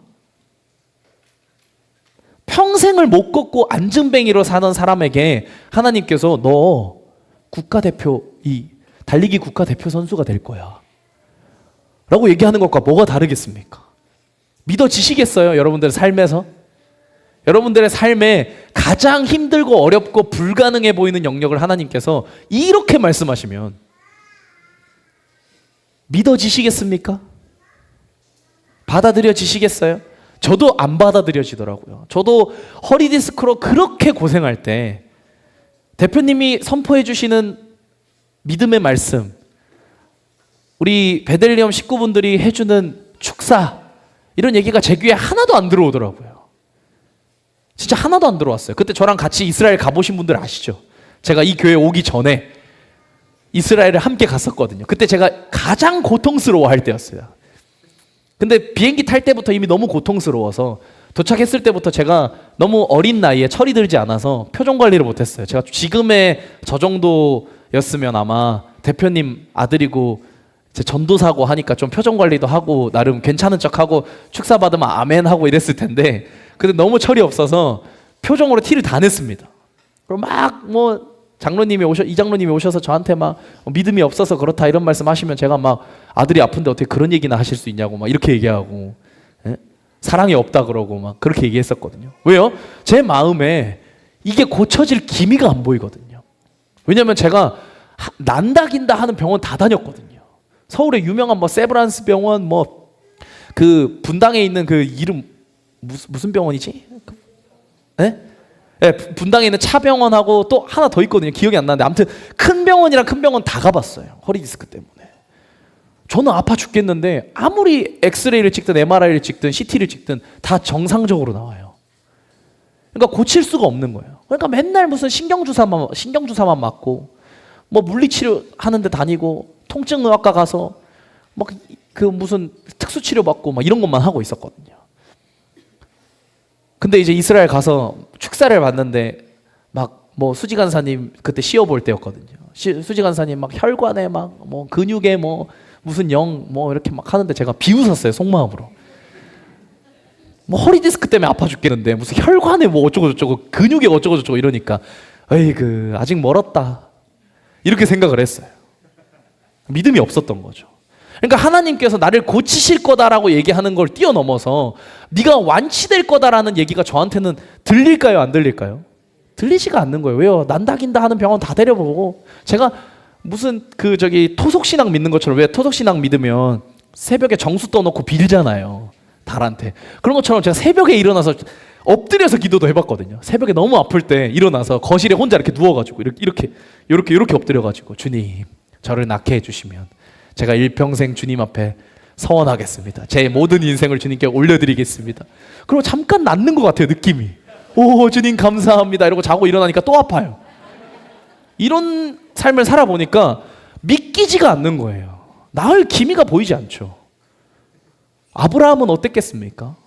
그토록 자녀를 바랬는데 100세 때까지 안 줘요. 99세 때까지 안 주세요, 하나님께서. 뭔가 기미가 보여야 되는데, 얼마나 여러분 지금 그 사라가 한참 생리를 하는 기간 동안 베란일이 있었을 때 당시에는 아브라함과 사라가 얼마나 기대감이 있었겠습니까? 하나님께서 우리에게 자녀를 주실 거야. 우리 자손을 번성케 해주실 거야. 으쌰으쌰 힘내보자. 막 이런 때가 있었을 거예요. 근데 그 시기가 다 지나고 힘이 쭉 빠졌을 때 하나님이 한 번 더 찾아오셔서 똑같은 말씀을 하세요. 네 자손이 하늘의 별과 같을 거다. 주님 이제 그만하십시오. 제가 일평생 50년 동안 주님 시도해봤는데 이제 사라는 폐경이 왔고 저도 이제 늙고 나이가 늙고 힘이 없어서 이제 아이를 낳을 힘이 없습니다. 근데 무슨 내 자손이 하늘의 별과 같아집니까? 그럴 기미나 보여주고 믿으라고 하셔야 제가 믿지요. 주님, 다시 말하면 우리의 삶에 주님 고쳐주실 기미를 보여주시고, 제가 병원 가서 주사를 좀 맞고 하니까 좀 괜찮아지고 이런 완화되는 증상을 보여주시면서, 아니면 축사를 받을 때 막 갑자기 시원해지면서 뭔가 나을 것 같은 기미를 좀 보여주시면서 저보고 믿으라 하셔야 제가 믿을 거 아닙니까? 근데 지금은요, 여러분, 제가 허리 디스크 통증이 없어진 지 5년이 됐어요. 5년. 아예 없어진 지요. 그러니까 허리에 뻐근함을 느끼고 이런 거는 뭐 누구나 다 있으시잖아요. 그러니까 허리 디스크 없어도 다 있으시잖아요. 그런 거 말고 진짜 제가 느꼈던 다리가 불타는 것 같은 느낌, 그 느낌이 없어진 지 5년이 됐어요. 한 번도 찾아온 적이 없습니다. 단 한 번도. 물론 하나님께서 치유해 주셨지만 저는 의학을 의존했어요. 시술을 2번 하고 완전히 나아지긴 했지만 뭐 그건 제 믿음이 없어서기 때문이었죠. 그러나 어쨌든 하나님께서 제 삶에 허리 디스크를 완치해 주셨어요. 그러니까 여러분들의 삶에 힘들고 어려운 일이 있을 때, 다시 말하면 여러분들이 신앙생활을 할 때 어떤 것으로 신앙생활을 하냐는 거죠. 예수님을 정말 믿는 믿음으로 하는 것이냐, 아니면 어거지로 하기 싫은데 그냥 율법이니까 내가 그렇게 살아야 하는 것이니까 뭔가 내 안에 도덕성이 그것을 불편하게 하니까 이렇게 사는 것입니까? 그렇게 사는 삶은요, 능력이 없다니까요. 죄를 이길 능력도 없고 환난을 이길 능력도 없고 여러분들을 예수 그리스도의 성품으로 닮아가게 할 수 있는 능력이 없다라는 것입니다. 그런 거는 충분히 척할 수 있어요. 가식적으로 살아갈 수 있어요. 근데 주님께서 우리에게 로마서 신서를 통해 자꾸 믿음을 강조하시는 이유는 우리가 살아갈 원동력은 믿음이기 때문이에요. 하나님을 믿는 믿음. 근데 그 믿음으로 살아가는 삶이 무엇이기 때문에 도저히 믿을 수 없는 상황 속에서도 하나님을 믿는 믿음이 바로 우리를 의롭게 하시는 것이기 때문에 보이지 않는 믿음, 도저히 이루어질 것 같지 않은 그 상황 속에서 하나님이 신실하게 그것을 이루어 가실 거라고 생각하는 믿음, 우리를 구원할 믿음은요 바로 이러한 믿음입니다. 믿음에 4가지가 있는데요, 이 믿음이라는 것은요 우리의 한계에 머물지 않고 그것을 뛰어넘는 하나님의 능력을 신뢰하는 것을 얘기합니다. 현실적으로 불가능해 보이는 상황에서도 아브라함은 하나님이 하신 말씀을 신뢰했어요. 그래서 하나님께서 그를 의롭다고 여기신 것입니다. 믿음의 4가지. 첫 번째는요, 세상의 흐름을 따라가지 않는 바보 같은 삶을 산다 할지라도, 다시 말하면 여러분 세상이 주는 흐름이 있잖아요. 그죠? 어떻게 살면 형통한 것인지, 어떻게 살면 편한 삶인지 세상은 흐름을 통해 우리에게 알려주고 있잖아요. 어떻게 하는 것이 편합니까? 예수님을 대충 믿으면 돼요. 대충 교회에 발 걸쳐놓고 세상에서 열심히 살면 됩니다. 조금 더 쉽게 풀이하면요, 여러분 베들레헴에서 신앙생활을 할 필요가 없어요. 다른 교회 가서 신앙생활하면요 정말 편합니다. 왜요? 아무도 간섭하지 않죠.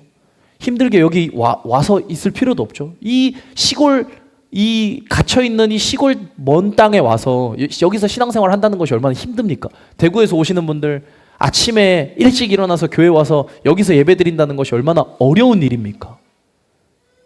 여기서 사시는 분들, 여기서 살기 위해서 내가 투자한 돈이 얼마입니까? 내가 포기한 직장이 얼마입니까? 내가 포기한 삶이 얼마입니까? 다시 말하면 믿음은요, 여러분, 내가 세상의 흐름을 따라가지 않고 하나님께서 부르신 자리에 서 있는 것을 의미해요. 그게 믿음으로 살아가는 삶입니다. 베들레헴 식구분들은 늘 힘들고 어렵고 신앙의 바이오리듬이 떨어질 때 마귀가 뭐라고 공격할 거냐면 100% 저는 확신합니다. 너 왜 여기 있니? 라고 물어볼 거예요. 너 왜 굳이 여기서 신앙생활하니? 아니 교회가 없어 주변에? 네가 살던 곳에 교회 없어? 거기엔 구원이 없대? 그럼 이단이잖아. 너희 교회만 구원이 있고 다른 교회는 구원이 없다라고 얘기하는 건 이단이잖아. 근데 너 왜 여기서 고생하고 있어? 너 왜 대구에서 힘들게 여기까지 와?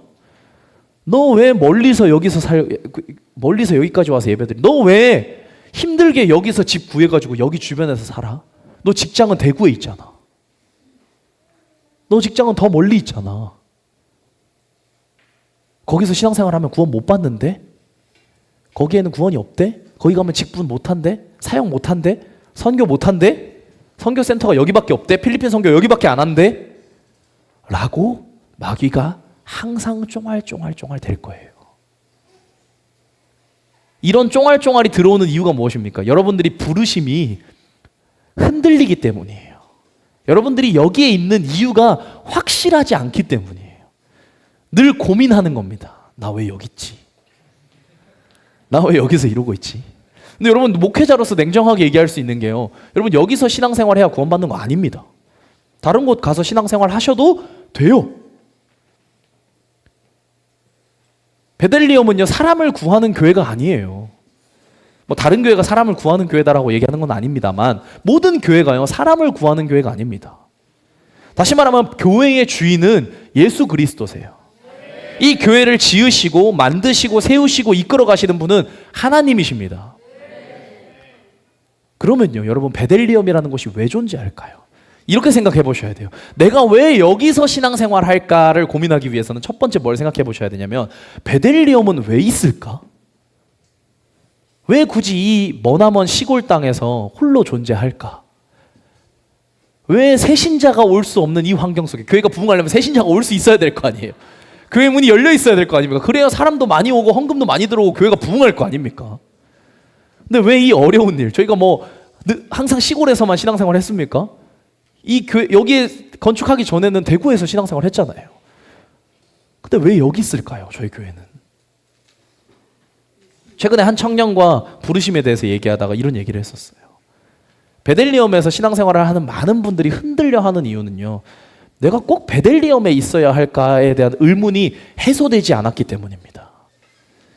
그리고 그 의문을 목회자나 교회의 영적 지도자에게 와서 해소하려고 하지 않고 가만히 내버려 둡니다. 혼날까 봐. 믿음 없다는 소리 들을까 봐.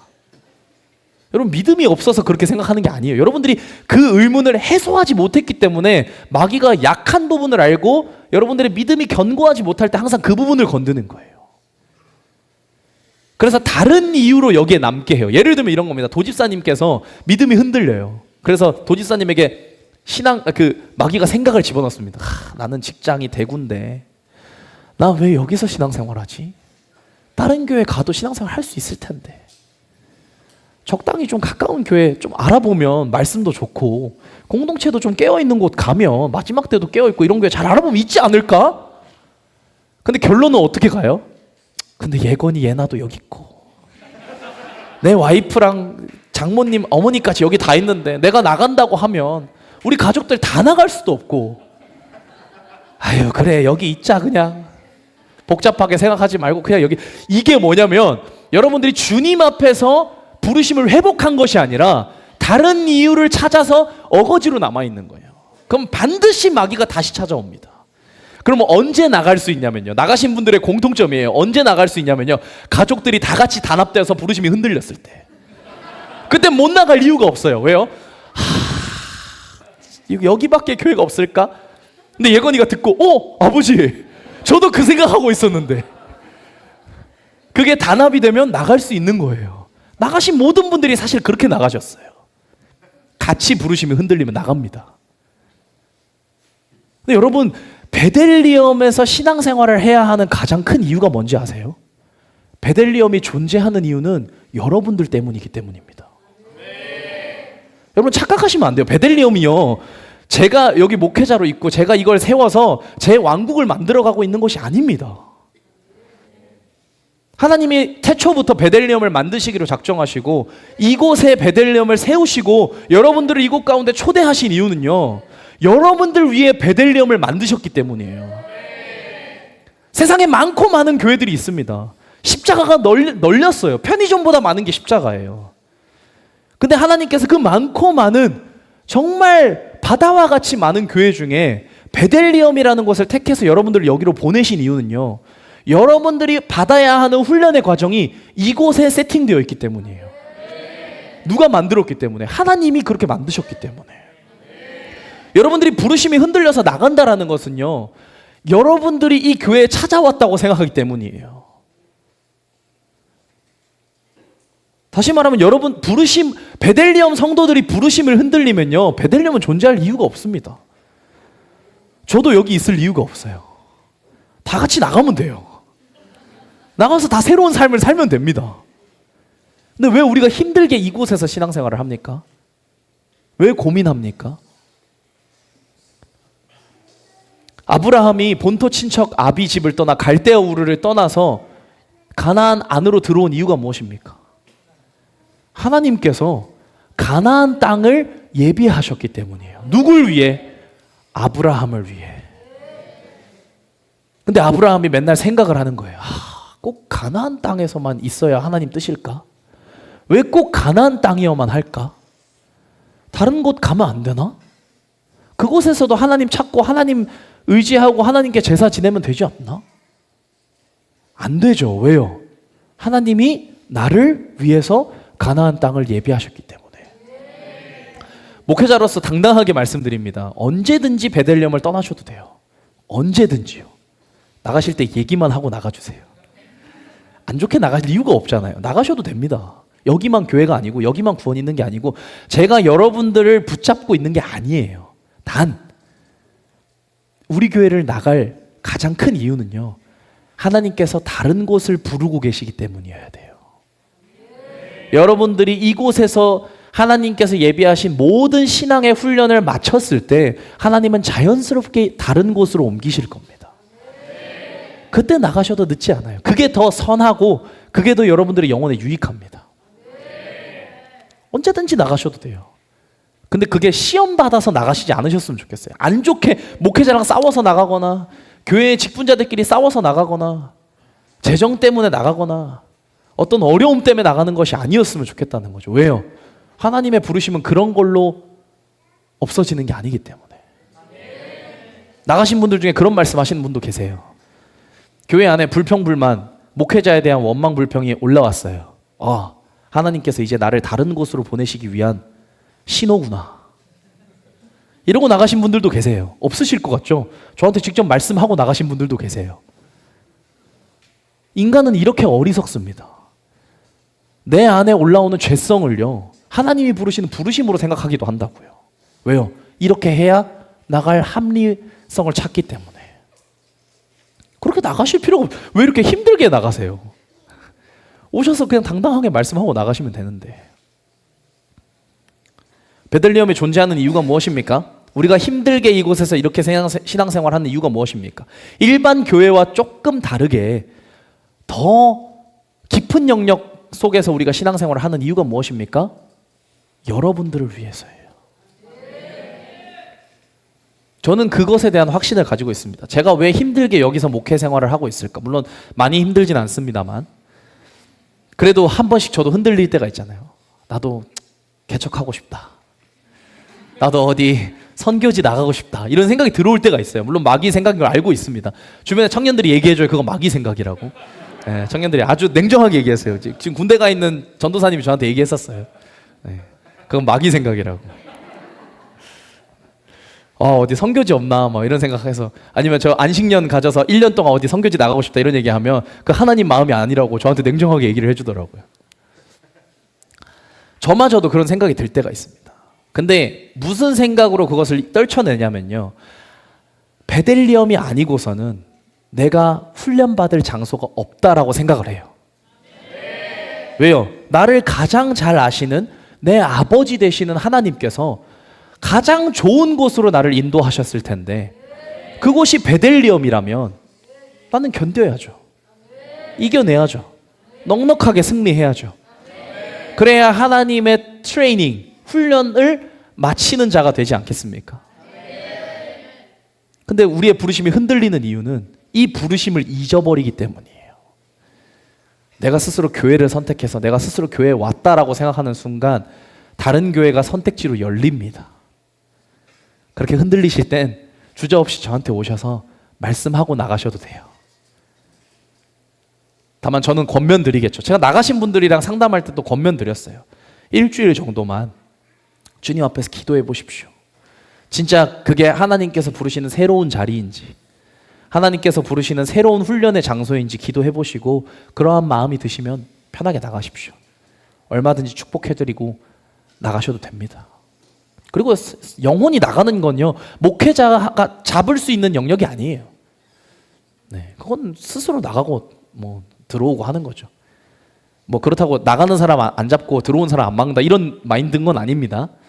저는 개인적으로는 우리 모든 베들레헴 성도 여러분들이 다 주님 안에서 완벽하게 돌파하시기를 원합니다. 그래서 흔들릴 때, 우리가 교회 안에서 흔들릴 때, 우리의 부르심이 흔들릴 때, 혹은 내 자녀, 내 부모, 내 가정 안에 내 사랑하는 지체가 흔들려서 이러한 말을 얘기할 때, 우리 교회 옮길까? 우리 다른 교회 갈까? 이 교회만 교회 아니잖아. 이런 말을 할 때 우리가 주님 안에서 이것을 돌아볼 수 있는 가장 좋은 영역은 뭡니까? 기도하며 주님의 부르심을 회복하는 겁니다. 회복하면요, 회복했을 때, 만약 회복했는데도 나가는 것이 뜻이다 하면 저한테 오시면 됩니다. 얼마든지요. 아니, 주님이 부르신다는데 제가 뭔데 막습니까? 여러분들이 나간다고 헌금 줄어들까 봐 걱정해요? 여러분들이 나가서 헌금이 줄어들면 제 월급이 줄어들까 봐요?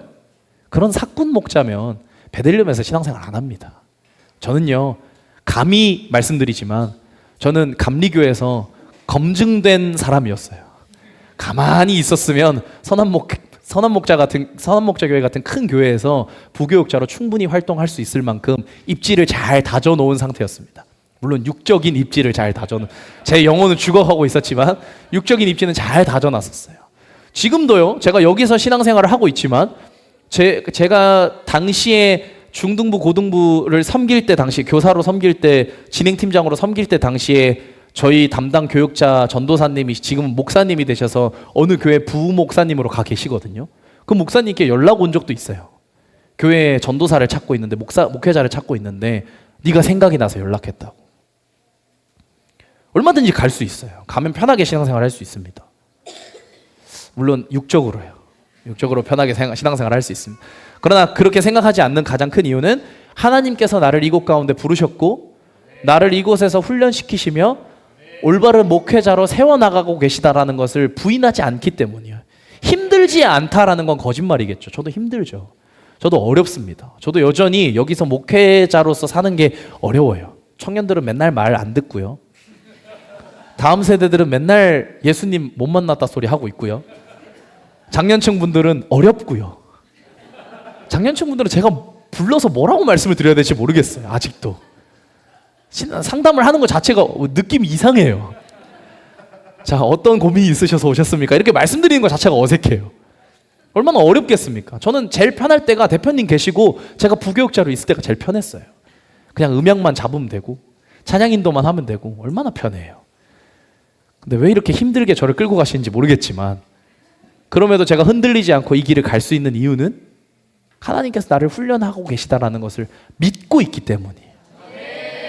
그래서 여러분들 흔들리지 않으시기를 주님의 이름으로 축복합니다. 마귀는요, 여러분들의 연약한 포인트를 반드시 잘 알고 그 부분을 공략할 거예요. 흔들릴 때 공격할 겁니다. 나 왜 여기 있지? 자, 따라하겠습니다. 나 왜 여기 있지? 이것은 마귀가 주는 생각입니다. 나 왜 이러고 있지? 이것은 마귀의 무기입니다. 마귀는요, 하나님의 부르심을 나 왜 여기 있지? 나 왜 이러고 있지로부터 시작해서 잃어버리게 만들어요. 왜요? 육적인 기준으로 봤을 때 여기서 이러고 있을 이유가 없거든요. 밖으로 나가서 편하게 오늘 첫 번째 믿음처럼 세상의 흐름을 따라가면요 무지무지 편해요. 바보같이 살 필요가 없습니다. 다시 말하면요 오늘 본문 말씀에 따르면요 여러분들과 저는 바보예요. 세상의 흐름 따라가면 편할 수 있는 그 흐름을 거스르고 있거든요. 마치 연어가 강물을 거스르듯이 얼마나 힘들겠습니까? 물에 이렇게 편하게 누워있으면요 물 흐름에 따라 쭉 가면 엄청 편해요. 근데 물이 흐르는 반대 방향으로 수영하면요 얼마나 힘들고 뻘짓처럼 느껴지는지 몰라요. 근데 주님이 말씀하신 믿음은요 연어가 강물을 거슬러 올라가듯이 세상의 흐름을 거슬러 올라가는 것을 믿음이라고 말씀하고 계세요. 그 증거가 누구입니까? 아브라함과 롯. 아브라함과 롯의 밑에 있는 목자들이 서로 싸우죠. 먹을 초원들이 부족해서. 그때 아브라함이 롯을 불러서 펼쳐진 평야를 보면서 선택하라고 합니다. 어느 땅을 선택할래? 네가 좌하면 내가 우하고 네가 우하면 내가 좌할게. 근데 그때 롯은 어느 길을 선택해요? 기름져 보이는 땅을 선택해요. 풀이 많고 평야가 넓게 펼쳐져 있으며 갔을 때 편할 것 같아 보이는 땅을 선택합니다. 근데 그 땅이 어느 땅이었어요? 소돔과 고모라. 죄가 관영한 땅이었어요. 세상의 흐름을 따라가는 것은 이렇게 쉽습니다. 기름져 보이고 평야가 펼쳐져 있고 너무너무 쉬워 보여요. 여러분들이 신앙생활을 하면서도요 여러분 안에 닥치는 어려운 일들 가운데 그 선택의 기로에 나뉘었을 때 반드시 마귀의 길은 쉬운 길일 겁니다. 넓고 찾는 이가 많은 길일 겁니다. 그때 제가 한번 예시를 들어드렸죠. 누군가가 나에게 인사를 무시하고 그냥 지나갔을 때 마귀가 주는 내가 할 수 있는 선택은 두 가지잖아요.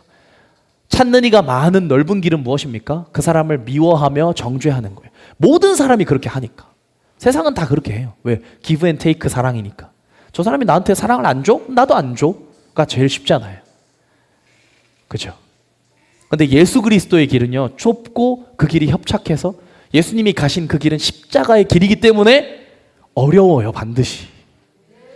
그럼 우리는 생각해야 됩니다. 모든 상황 속에서 내가 부르심이 흔들릴 때 내가 왜 여기서 이러고 있지? 나갈까 말까라는 생각이 들 때 나가는 것은 너무너무 쉽습니다. 나가서 이후의 생활은 너무너무 쉬워요. 제가 나가기 전에 그 성도님께도 말씀드렸어요. 나가시면 반드시 육적으로 삶이 형통할 것입니다. 편할 것입니다. 왜요? 베들레헴에서 다루는 것을 세상에서 다루지 않기 때문에. 여러분들 이 교회를 나가보십시오. 누가 여러분들에게 30분 전에 미리 와서 교회에서 기도하라고 강요하고 자리 지정해서 앉으라 하고 예배 마치고 반드시 모임 필수적으로 참여하라고 얘기합니까? 다 옵션이에요. 스스로 해야 됩니다. 안 하고 싶으면 안 해도 돼요. 주일날 예배 오는 거 안 하고 싶으면 안 해도 돼요. 내가 갑이 돼요. 주일날 내가 예배를 빠집니다. 이게 갑이에요. 그럼 교회에서 전화가 와요. 어이구 혹시 왜 안 오셨어요? 목사님도 쩔쩔매요. 어이구 혹시 무슨 일이 있으셔서 안 오셨어요? 근데 우리 교회 분위기가 다르잖아요. 주일날 예배를 빠지는 걸 상상해 보셨습니까? 상상도 할 수가 없죠. 왜요? 우리 뒤엔 대표님이 계시기 때문에. 어디 주일 성수를 어기고 있냐고. 지옥 가고 싶냐고.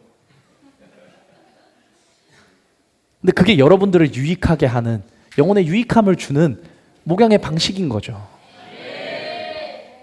물론 함부로 할 수는 없습니다. 관계가 돼야 할 수 있어요. 저도 그렇게는 함부로 못할 것 같아요. 장년층 분들한테는 지옥 가고 싶습니까? 이렇게 하기는 못할 것 같아요. 혹시 지옥을 사모하고 계십니까? 이렇게 물어볼 수는 있을 것 같아요. 주의를 빠지시면 혹시 지옥을 사모하고 계십니까? 그곳을 갈망하십니까? 이렇게 물어볼 수는 있을 것 같습니다. 네. 그래서 믿음이라는 것은요, 여러분 첫 번째는 세상의 흐름, 편한 것을 찾는 것이 아니라 십자가의 길을 따라가는 것. 바보의 삶을 사는 것을 의미합니다. 그런 삶을 살 때에 하나님께서 나를 먹이시고 입히시고 채우실 거라는 확신을 가지고 살아갈 수 있기 때문에 그게 믿음인 거예요. 여러분 손해만 보고 살아간다면 우리가 어떻게 믿음을 가질 수 있겠습니까? 근데 우리가 믿음으로 그 힘든 길을 갈 수 있는 이유가 무엇입니까? 바보 같은 삶, 평탄하지 않는 삶, 형통하지 않는 삶을 갈 수 있는 이유는 나를 책임지실 하나님을 신뢰하기 때문입니다. 그래서 여러분 하나님을 신뢰하지 못할 것 같으면 평탄한 길로 가십시오. 뭐로 어거지로 힘든 십자가 길로 가놓고 원망불평하십니까? 그게 이스라엘 1세대였어요.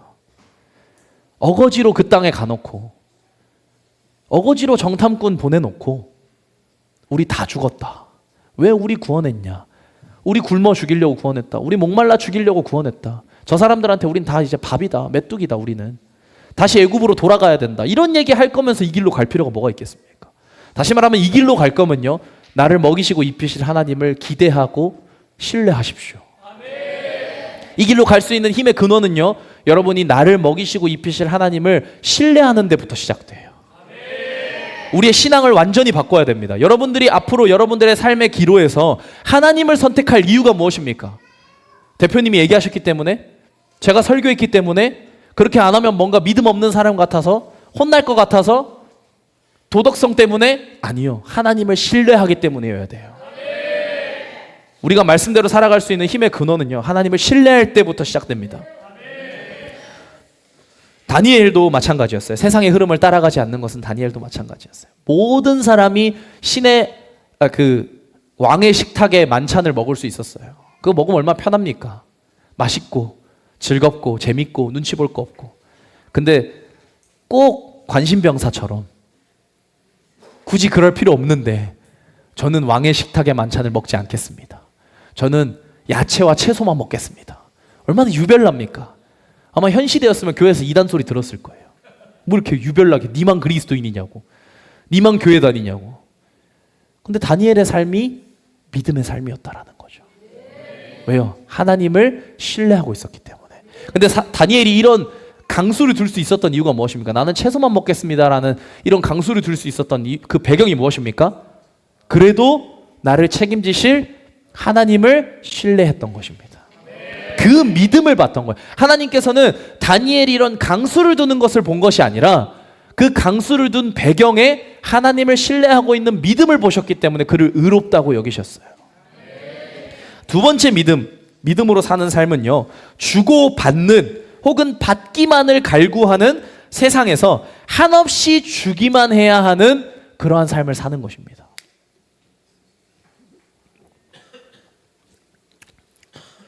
여러분, 세상은 너무너무 계산적이죠. 주면 받고 받으면 주고, 이 서로 왔다 갔다가 굉장히 확실해야 합니다. 그리스도인들도 그런 생각을 참 많이 해요. 교회 안에서도 저희가 성도들 간에 항상 다투는 이유가 무엇입니까? 제가 덜 줘서예요. 제가가 아니고 쟤가 덜 줘서. 그걸로 항상 싸우죠. 나는 이렇게 했는데 쟤는 나한테 이렇게 해. 나는 이만큼 했는데 쟤는 이거보다 덜 해. 이걸로 항상 싸워요. 근데 예수님의 가르침은 그게 아니었거든요. 예수님 뭐라고 말씀하세요? 누가 나를 오리를 함께 걷기를 원하면 몇 리를 같이 동행해라? 10리를 동행해라. 누가 나의 겉옷을 요구하면 속옷마저 줘라. 예수님이 말씀하시는 믿음으로 사는 삶의 기준은요, 손해보는 삶이에요.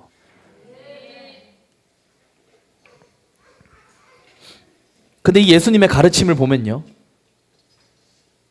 우리가 어떠한 믿음을 갖게 됩니까? 한없이 주기만 해야 하는 삶. 그 배경에 뭐가 있어요? 우리가 한없이 줘야 하는 것이 무엇입니까? 결국 물질을 주고 우리의 삶을 주고 이런 것이 다 결국은 뭘 주는 거예요? 우리의 사랑을 주는 거거든요. 근데 왜 하나님께서 우리에게 한없이 주기만 하라고 말씀하셨을까요? 사랑의 공급처가 어디이기 때문에? 하나님이기 때문에. 여러분들이 가진 사랑을 여러분들이 스스로 공급한다면 하나님이 절대 나눠주라고 하지 않으셨을 거예요. 왜? 여러분들이 앵꼬가 날 것을 알고 계셨기 때문에. 근데 하나님이 성도들에게, 베들리엄 성도들에게 한없이 나누어 주라고 말씀하신 이유가 무엇입니까? 뒤에 한없이 공급하실 그분이 계시기 때문이에요. 다시 말하면 믿음으로 사는 삶이라는 것은요, 여러분, 한없이 나누어 주는 삶인데요, 나누어 주는 행위가 믿음으로 사는 삶인 것이 아니라 근원이 무엇입니까? 나를 한없이 채우실 하나님을 신뢰하는 삶이 바로 믿음으로 사는 삶입니다. 그래서 결과인 거예요. 나를 채우실 하나님을 기대하고 소망하면, 신뢰한다면요, 우리는 나눠줄 수밖에 없어요. 왜요? 내 혼자 갖고 있으면 넘치거든요. 나눠주면 채워지고, 나눠주면 채워지고, 이 영적 원리를 알고 있는 사람은 나눠줄 수밖에 없다라는 거죠. 그래서 왜 우리는 나눠주면 더 풍성해진다고 하잖아요. 그래서 우리는 필리핀 선교를 통해 많이 흘려보내잖아요. 그만큼 흘려보내는 이유가 무엇입니까? 나누어 줄 때 하나님께서 우리에게 더 많은 것을 채우시기 때문에. 믿음으로 사는 삶. 근데 반드시 여러분들이 초점을 맞춰야 되는 거, 제가 앞에 믿음으로 사는 삶 전에 행위로 구원을 받을 수 없다라고 강조한 이유가 이것입니다. 여러분, 믿음으로 사는 삶은요, 나누어 주는 삶을 얘기하는 것이 아닙니다. 채워주시는 하나님을 신뢰하는 삶이에요. 근데 그 결과가 어떻게 나타나는 거예요? 채워주시는 하나님을 신뢰하면 나눠주게 되어 있는 거. 나를 먹이시고 입히시는 하나님을 신뢰하면요, 세상의 흐름을 거스를 수 있게 되는 것. 세상을 거스른다고 구원받는 게 아니라, 나누어 준다고 구원받는 게 아니라 하나님을 신뢰하는 것. 다시 말하면 예수 그리스도를 믿으면 구원받는다라는 거죠. 세 번째 믿음으로 사는 삶은요, 대충 믿어도요 아무 일도 일어나지 않으며 많은 절대 다수가 그러한 신앙생활을 하고 있습니다. 근데 홀로 외롭고 힘겨운 십자가의 길을 가는 삶, 이것이 바로 믿음으로 사는 삶이에요. 홀로 아무도 찾지 않는 십자가의 길을 가는 삶. 우리 베들리엄의 삶이 사실 그렇죠. 아무도 찾지 않는 이 힘들고 어려운 길. 하나님께서 예비하신 훈련의 길, 부르심의 길, 이것을 우리가 가는 이유가 무엇입니까? 믿음으로 살아가기 위해서. 우리가 이 길을 따라가는 이유가 무엇입니까? 이 힘들고 어려운 길을 따라가는 이유가 무엇입니까? 그 길 끝에 계실 예수님을 믿기 때문이에요. 아까 제가 말씀드렸죠. 우리의 부르심이 흔들리는 이유. 우리가 나 왜 여기서 이러고 있지? 라고 부르심이 흔들리는 이유가 뭐냐면 이 길 끝에 종착지가 어딘지를 의심하고 있기 때문이에요. 이렇게 갔는데 나중에 손해보면 어떡하지? 이렇게 베들레헴에 남아 있었는데 나중에 애매해지면 어떡하지? 다른 사람들은 밖에서 신앙생활 할 때 하고 싶은 거 다 하고, 우리 청년들을 생각하면 밖에서 신앙생활하는 청년들은 막 게임도 하고 여자도 만나고 재밌게 놀고 하고 싶은 거 다 하면서 사는데도 신앙생활 했는데 나 여기서 이렇게 게임도 못하고 친구들도 못 만나고 할 수 있는 거 다 못하면서 절제하면서 살아가다가 결국 예수님 오셨을 때 얘도 맞고 쟤도 맞으면 어떡하지? 그럼 난 조금 더 세상 누리고 싶었는데, 조금 더 세상을 누리고 싶은 마음은요 마귀가 주는 마음입니다. 그 마음 가지고는요 절대 하나님 나라 못 들어가요. 밖에서 편하게 신앙생활 할 수 있습니다. 그들도 구원을 받을 수 있어요. 다만 하나님의 부르심을 따라가는 자의 삶에는요 하나님께서 반드시 필요 없는 것들을 제하세요. 우리의 삶에 유익하지 못한 것들을 탁 잘라서 없애버리세요. 왜요? 그게 하나님께로 오는 지름길이기 때문에. 근데 우리가 하나님 앞에 얘기할 때 주님, 저는 지름길 말고 멀리 돌아가고 싶어요. 그래서 세상도 좀 누리고 하고 싶은 것도 좀 하면서 그렇게 살아가고 싶어요 라는 말은 탕자와 같은 말이죠. 그렇죠? 교회 안에 무서운 일은요, 성도가 대충 믿고 대충 살아가는데 삶에 아무 일도 일어나지 않는 것이 무서운 일입니다. 여러분들이 믿음으로 살아가지 않는 이유가 무엇입니까? 여러분들이 예배 시간에 조는 이유가 무엇이에요? 예배 시간에 조라도요 아무 일도 일어나지 않으니까 아니란 마음이 드시는 거예요.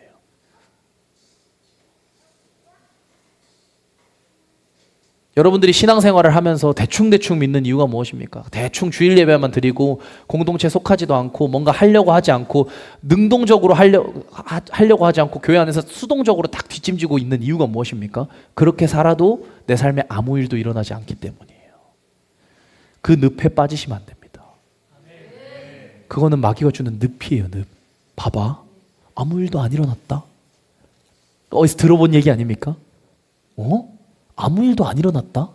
어디서 들어본 얘기 아니에요? 하나님이 정령 네가 이 열매를 먹었을 때 죽는다고 하시더냐? 먹었는데 안 죽는데? 근데 죽었어요? 안 죽었어요? 아담과 하와의 영혼은 죽었어요. 거기서부터 무시무시한 원죄가 시작됐죠. 마귀는요 여러분들의 삶에 끊임없이 얘기해요. 네 삶의 포대에 구멍 조금 뚫었는데 다 안 쏟아졌는데? 안에 있는데 계속? 가지고 있는데? 요만한 구멍은 몇 개 있어도 돼 하면서 구멍을 계속 송송 내요. 비디오 해도 돼. 게임 해도 돼. 음란물 봐도 돼. 성도들끼리 서로 사랑 안 해도 돼. 부르심 흔들려도 돼. 봐봐. 그래도 네 안에 복음 담겨 있잖아. 처음에 봤을 때는 담겨 있는 것처럼 보여요. 구멍의 개수가 늘어나면 늘어날수록 물이 다 빠지죠. 그럼 어느 순간 내가 정신 차리고 봤을 때 안에 있습니까? 없습니까? 없어요. 우리는 뭘 조심해야 됩니까? 구멍을 조심해야 돼요. 작은 구멍. 마귀가 노리고, 마귀는 처음부터 대포할 만한 구멍 빵 뚫으려고 하지 않습니다. 그런 구멍은요, 바보가 아닌 이상 넘어가지 않아요. 일로 와봐, 일로 와봐 하면서 대포만한 구멍 뻥 뚫으려고 하면 성도들이 전부 다 놀라서 숨기죠, 포대를. 그런 가짜는 유혹은 마귀가 안 통한다는 거 이미 알고 있어요. 근데 뭘 노려요? 작은 구멍. 요 정도는 괜찮잖아. 봐봐, 아무 일도 안 일어났잖아. 이거 봐봐, 네가 말씀대로 살아가지 않아도, 네가 주중에 하나님 말씀 묵상하고 연구하지 않아도, 네가 주중에 설교 말씀 또 반복해서 듣지 않아도, 네가 주중에 하나님 말씀 기억하지 않아도, 네가 주중에 예수 그리스도를 기념하며 살지 않아도 네 삶에 아무 일 안 일어나잖아. 형통하잖아. 주일날 다시 또 그 말씀 들을 수 있잖아. 공동체도 주일날 만나잖아. 노력할 수 있잖아. 다음에 시간 있잖아. 이 많은 구멍을 여러분들의 삶에 새겨놓죠. 그리고 마침내 무너뜨립니다. 그때는 내 포대에 구멍이 너무 많아서 아무리 하나님의 은혜를 물 붓듯이 부어도 다 빠져나가고 없어요. 포대를 바꾸는 것만큼 여러분 힘겨운 것은 없습니다. 힘든 일은 없어요.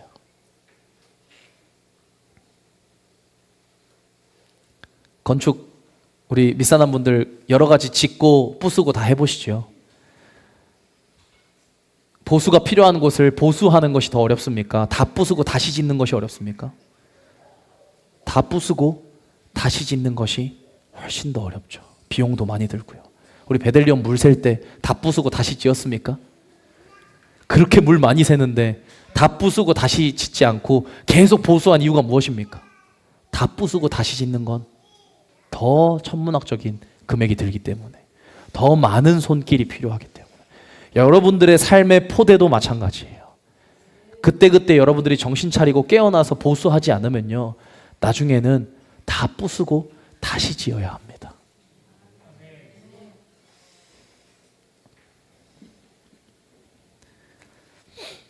우리가 홀로 외롭고 힘겨운 십자가의 길을 걸어갈 수 있는 이유는요, 그 길 끝에 서 계신 예수님을 믿기 때문입니다. 그게 바로 믿음이에요. 주기철 목사님 아시죠? 신사참배 반대할 때 많은 목사님들, 많은 한국교회 큰 교회 목사님들이 다 타협하고 신사참배에 동참했을 때 그 길이 얼마나 편한 길이었습니까? 그렇게 한다고 우리의 믿음의 본질이 흔들립니까? 주장하시는 것들이 다 그거였어요. 우리가 그 불상에 한번 절한다고, 우리가 그 신사에 한번 절한다고 내 안에 계신 예수님 없어지냐? 안 없어진다. 이거 하나로 타협했거든요.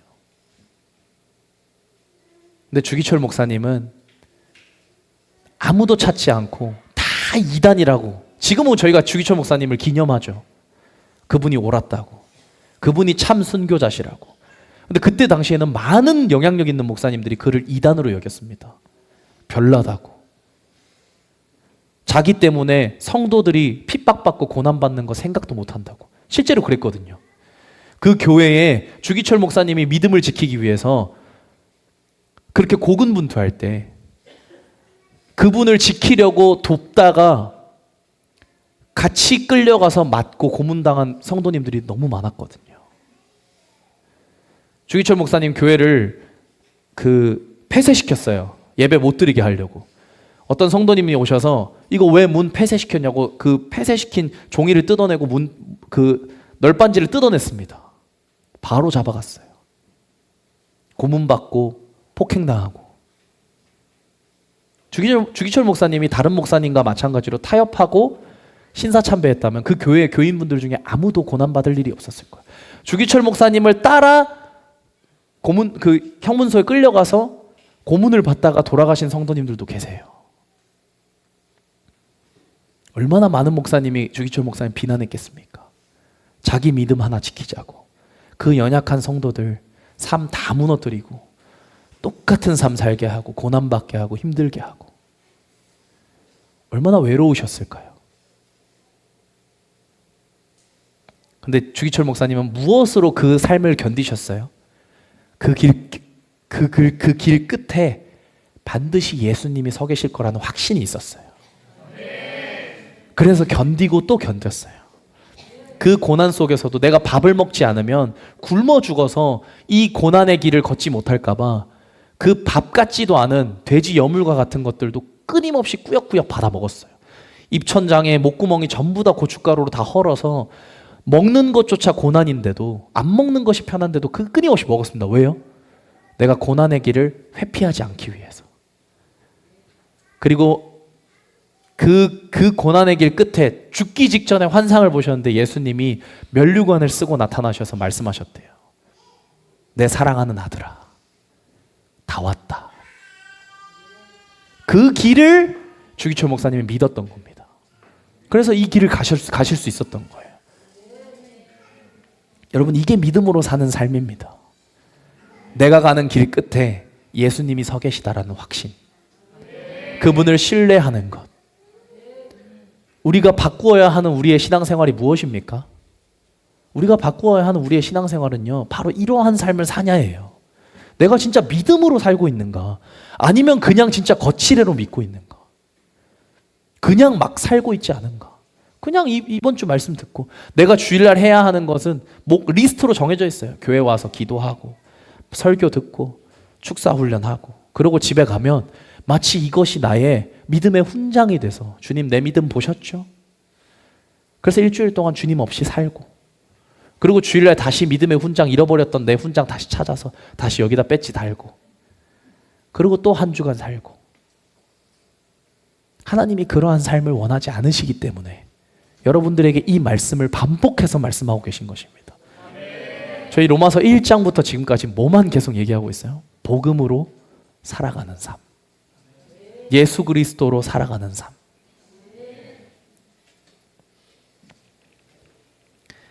마지막 믿음으로 살아가는 삶은요, 지금은 도저히 희망이 보이지 않고 바뀌지 않을 것 같은 내 자아, 내 환경, 반복되는 죄, 그 속에서도 끝까지 완성시키시고 신실하게 나의 삶을 이끌어 가실 그분을 믿는 믿음입니다. 여러분, 많이 힘드시고 고통스러우시죠? 희망이 보이지 않으시죠? 내가 아무리 신앙생활 오래 해도, 내가 아무리 베들리엄 같이 좀 강한 교회 속에서 신앙생활 해도 여전히 나는 죄 가운데 무너지고, 여전히 나는 연약하고, 여전히 하나님의 형상을 회복할 기미가 보이지 않으시죠? 그때 마귀는 그때마다 속삭일 겁니다. 포기해라, 그만해라, 이 정도 했으면 됐다, 없지 않겠냐 이 정도면. 근데 우리가 믿음으로 살아간다라는 것은 무엇입니까? 그럼에도 내 삶을 신실하게 이끌어 가실 그분을 믿는 것, 그게 바로 믿음으로 사는 삶입니다. 여러분, 지금의 여러분의 삶에 초점을 두지 마십시오. 지금의 여러분의 삶에 포커스를 두지 마십시오. 왜요? 지금의 여러분의 모습은요, 하나님께서 장차 여러분을 완성시켜 나가실 마지막 퍼즐이 아닙니다. 지금은 여전히 보이지 않아요. 여러분, 1000피스짜리 퍼즐 맞춰보셨습니까? 제가 사모님이랑 예전에 연애할 때 1000피스짜리 퍼즐을 맞춰본 적이 있어요. 한 8시간 걸렸나? 근데 여러분, 1000피스짜리 퍼즐 맞춰보면요, 한 400~500피스 맞춰도 그림이 안 보여요. 내가 맞추고 있는 게 뭔지 전혀 보이지 않습니다. 이게 과연 완성될 수나 있을까? 이게 완성됐을 때 어떤 그림일까 보다 그냥 힘들어요. 그 조각조각 찾는 게. 마귀는요, 그 힘든 것을 초점을 두고, 봐봐, 너 300개나 맞췄는데, 너 500개나 맞췄는데, 너 800개나 맞췄는데 아직도 안 보이잖아. 아직도 완성될 기미가 안 보이잖아. 아직도 200개나 남았잖아. 이것에 초점을 맞추게 합니다. 근데 하나님은 무엇에 초점을 맞추기를 원하세요? 너라는 그림은 내가 완성시킨다. 네 삶이 끝나기 전에 내가 반드시 완성시킨다. 그것을 믿는 것이 바로 믿음으로 사는 삶인 것입니다. 그래서 성도는 일어날 수 있는 거예요. 죄 가운데서도 당당하게 털어버리고 일어날 수 있는 이유가 무엇입니까? 내가 죄에 머물러 있는 삶이 아니기 때문이에요. 나는 앞으로 전진하는 삶이기 때문이에요. 그 길 가운데 철로 역정이죠. 가는 길에 넘어질 수 있고 돌부리가 있고 늪이 있고 빠질 수 있고 돌아갈 수 있고 멈출 수 있죠. 근데 일어나서 앞으로 계속 갈 수 있는 이유는 종착지가 있기 때문이죠. 나를 완성시켜 나가실 주님이 있다. 그분은 신실하시다. 나는 늘 들쑥날쑥해. 나는 믿음이 없어서 늘 의심하지만 나를 창조하시고 나를 이끌어 가시고 나를 구원하시기로 작정하신 그분은 신실하시다. 그분을 의지하는 것, 그분을 신뢰하는 것이 바로 믿음으로 사는 삶입니다. 근데 여러분, 우리가 무엇을 못하겠습니까? Nothing is impossible. 주님 안에서 불가능한 일이 없다라고 얘기하는 이유가 무엇입니까? 주님은 신실하시기 때문이에요. 그분은 완성시켜 나가실 수 있기 때문입니다. 그 삶의 증거가 저예요. 저입니다, 저. 앞에서 설교하고 있는 목회자가 그것의 증거입니다. 제 삶에는요, 도저히 희망이 보이지 않았습니다. 저는요, 늘 지금의 제 모습과 달리 저는 늘 열등감 속에 있었고 남들과 비교의식 속에 있었고 소심하고 부정적이었으며 원망불평이 가득했으며 버릇없고 철없고 입에는 욕설을 달고 살았고 음란함이 극치였고 누군가를 미워하는 것, 이런 것이 자연스러웠던 사람이었습니다. 근데 지금의 저를 보십시오. 하나님께서 완성시켜 나가는 저의 그림을 보십시오. 30대 중반, 이제 33살이 됐는데 이 정도 나이에 이 정도 하나님의 성품을 회복시키신 것은 기적이에요. 여러분, 저를 보십시오. 제가 어디 열등감 갖고 살아가 보입니까? 제가 막 입에 원망불평이 가득해서 막 맨날 부정적인 소리 쏟아내는 것처럼 보이십니까? 그렇진 않아 보이시죠? 네, 그래 보이시면 큰일인데. 네. 저를 이만큼 변화시키신 것, 저희 가족들은 다 알 거예요. 저에 대해서 잘 알았던 뭐 세연 전도사님, 수잉 집사님, 유진 간사님, 수지 간사님, 영민 전사님, 이런 저에 대해서 잘 알고 있었던 사람들은 제가 어떻게 이런 사람이 됐을까에 대한 해답을 주님 말고는 찾을 수 없을 겁니다. 아예 다른 사람이니까요. 그만큼 주님은 만들어가고 계세요. 여러분들을 만들어가고 계시고 저를 만들어가고 계세요. 그래서 우리 찬양할 때 정말 깊은 마음으로 찬양해야 돼요. 그냥 주 신실하심 놀라워 이게 아니라 주 신실하심 놀라워. 왜요? 주님의 신실하심이 이처럼 놀랍잖아요. 주님의 선하심이 이처럼 놀랍잖아요. 왜요? Your goodness is running after me. 주님의 선하심이 나를 이끌어 가시고 나의 뒤에 언제나 서 계시는 것, 이게 얼마나 놀라운 일입니까? 우리 예배팀 나오겠습니다.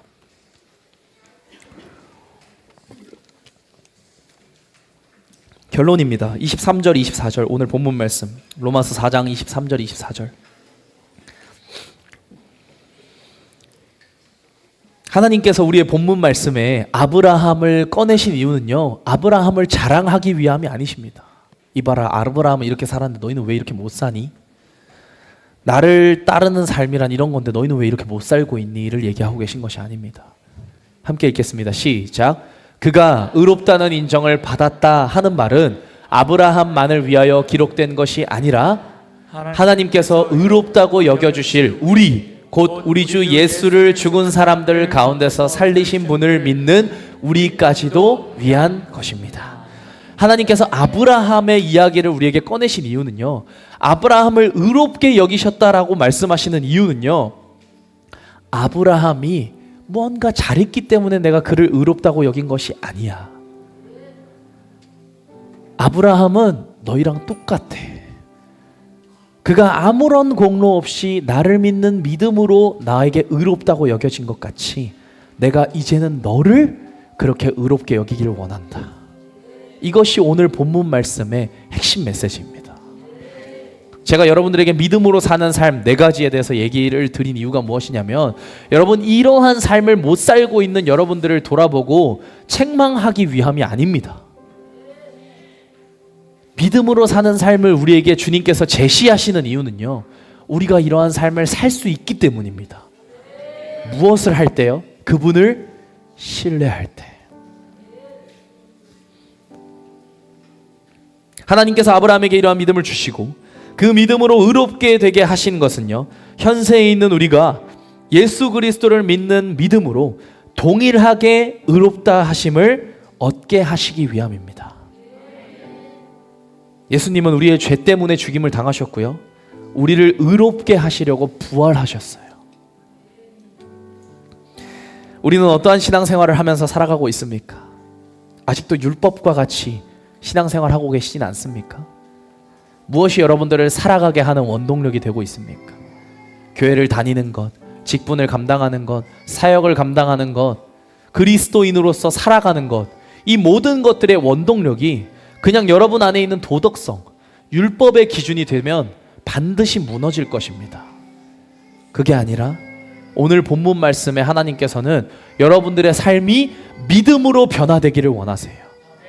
이제 여러분들이 교회를 다니는 이유, 여러분들이 부르심을 회복할 이유, 여러분들이 직분을 감당해야 할 이유, 여러분들이 끊임없이 사랑해야 할 이유는 나를 구원하신 예수 그리스도를 믿음으로부터 시작되기를 원하십니다. 우리에게 반복되는 말씀을 주시는 이유, 시작할 때부터 로마서 1장부터 4장까지 동일하게 복음으로 살아가는 삶. 무엇이 진짜 복음인가? 예수 그리스도란 무엇인가? 율법으로 난 것이 아니요, 할례로부터 난 것이 아니요, 오직 믿음으로 의롭다 하심을 받을 것이다. 이 메시지를 우리에게 계속해서 주시는 이유는요, 하나님은 우리를 의롭게 여기시고 싶어 하세요. 나의 사랑하는 아들아, 내 사랑하는 딸아, 나는 너를 죄인이라 하지 않겠다. 너를 죄인이라고 여기던 자가 남아있느냐? 아니요, 주님, 아무도 남지 않았습니다. 다 떠나고 없습니다. 나도 너를 죄인이라 일컫지 아니할 테니 다시는 그 죄를 짓지 말라. 하나님은 우리를 의롭다 하시기를 원하세요. 예수 그리스도의 피를 우리를 정결케 하시고 우리를 의롭게 하시고 나를 자녀 삼으시기를 원하십니다. 우리의 삶이 어디에 머물러 있습니까? 믿음에 머물러 있습니까? 아니면 여전히 율법에 머물러 있습니까? 이제 믿음으로 서는 우리 베들레헴 성도들이 되기를 주님의 이름으로 축복합니다. 우리 다 함께 자리에서 일어나서 함께 찬양하고 기도하겠습니다. 우리의 삶은 믿음으로 설 것입니다. 우리의 삶은 믿음으로 강건케 될 것입니다.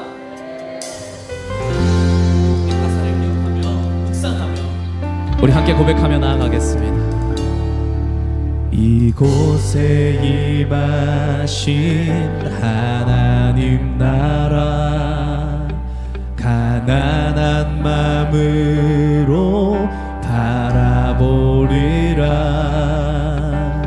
먼저 그 나라 그 뜻 구하며 나의 삶 드리리.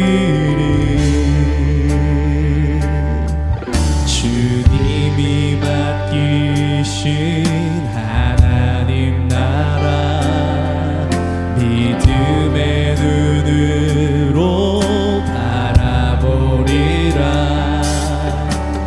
하늘의 뜻이 이 땅 가운데 완성될 그날까지 우리 믿음으로 선포합시다.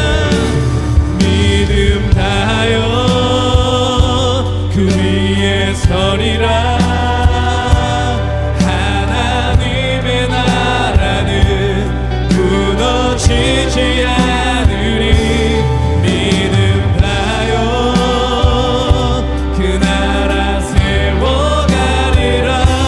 주님 곧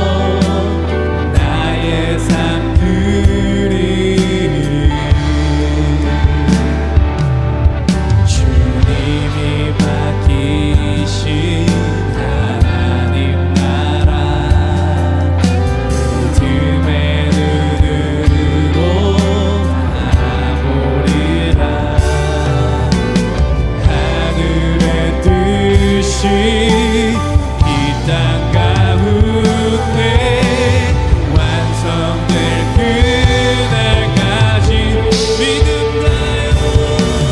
믿음 다하여 그 위에 서리라. 하나님의 나라는 무너지지 않으리. 믿음 다하여 그 나라 세워가리라. 주님 곧 오실 때까지 믿음 다하여 그 위에 서리라. 하나님의 나라는 무너지지 않으리. 믿음 다하여 그 나라 세워가리라. 주님 곧 오실 때까지. 우리 시간 함께 기도하기 원합니다. 오늘 가사 속에 나오는 그분이 이루어 가실, 그분이 세워 나가실 하나님 나라는 각 성도 한 사람 한 사람 우리를 말하는 것입니다. 오늘 가사로 선포한 것처럼 하나님의 나라 곧 주님께서 택하신 그분의 백성들은 절대로 무너지지 않을 것입니다. 하나님께서 신실하신 그분의 성품으로 말미암아 우리를 완성시켜 나가실 것이며 곧바로 세워 나가실 것입니다. 우리가 믿음으로 고백한 것처럼 하나님의 나라는 무너지지 않으며 그 나라는 완성되어질 것을 주님 믿음으로 고백하게 하여 주시옵소서. 그 믿음을 우리 안에 허락하여 주시옵소서. 우리 이 시간 두 손 높이 들고 믿음을 가지고 주님 앞에 부르짖으며 기도하며 나아가겠습니다. 주여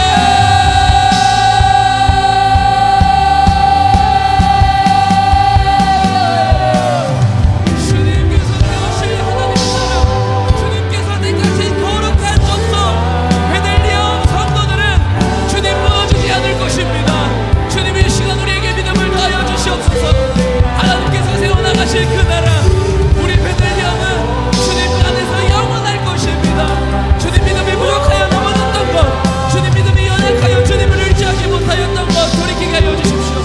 하나님께로 우리의 방향을 돌이키게 하여 주십시오. 이제는 주님께서 주신 선물 그 믿을 주님을 믿는 믿음으로 말미암아 하나님의 나라를 완성시켜 나가게 하여 주시옵소서. 주여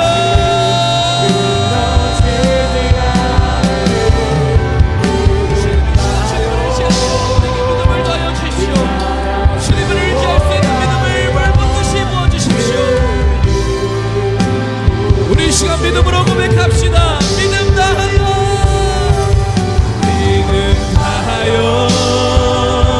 그 위에 서리라.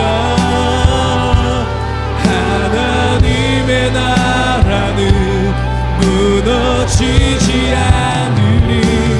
믿음 다하여 그 나라 세워가리라. 주님 때까지. 우리 이 시간 두 손을 가슴에 두고 함께 고백합시다. 믿음 다하여 그 위에 서리라. 하나님의 나라는 우리가 하나님의 나라입니다. 믿음 다하여 그 나라 세워가리라. 주님 곧 오실 때까지.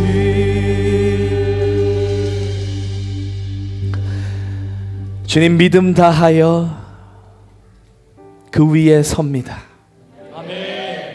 하나님께서 세우실 그 나라 베들리엄 각 성도 한 사람 한 사람 주님께서 거룩하다고 세워주신 성전 우리 한 사람 한 사람은 무너지지 않을 것입니다. 아멘. 주님의 신실하심으로 말미암아 영원히 세워질 것입니다. 아멘. 지치지 않는 체력과 멈추지 않을 수 있는 근성을 우리에게 더하여 주시고 아멘.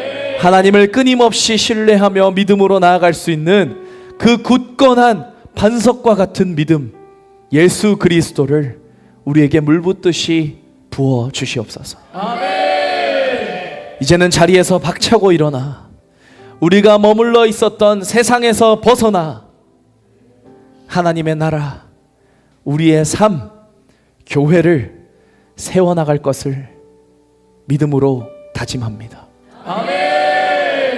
모든 것을 행하실 주님을 굳건하게 의지하며 멈추지 않고 그 길 끝에 서 계실 예수 그리스도를 바라보고 전력을 다해 전진할 수 있는 주님의 군대가 되게 하여 주시옵소서. 이제는 우리를 구원하신 예수 그리스도의 한없는 선물, 은혜와 그분을 보내주신 하나님의 놀라우신 그 신실하심과 사랑하심과 우리와 날마다 교통하며 예수 그리스도를 기억하게 하시고 복음으로 살아가게 하시는 성령님의 동행하심이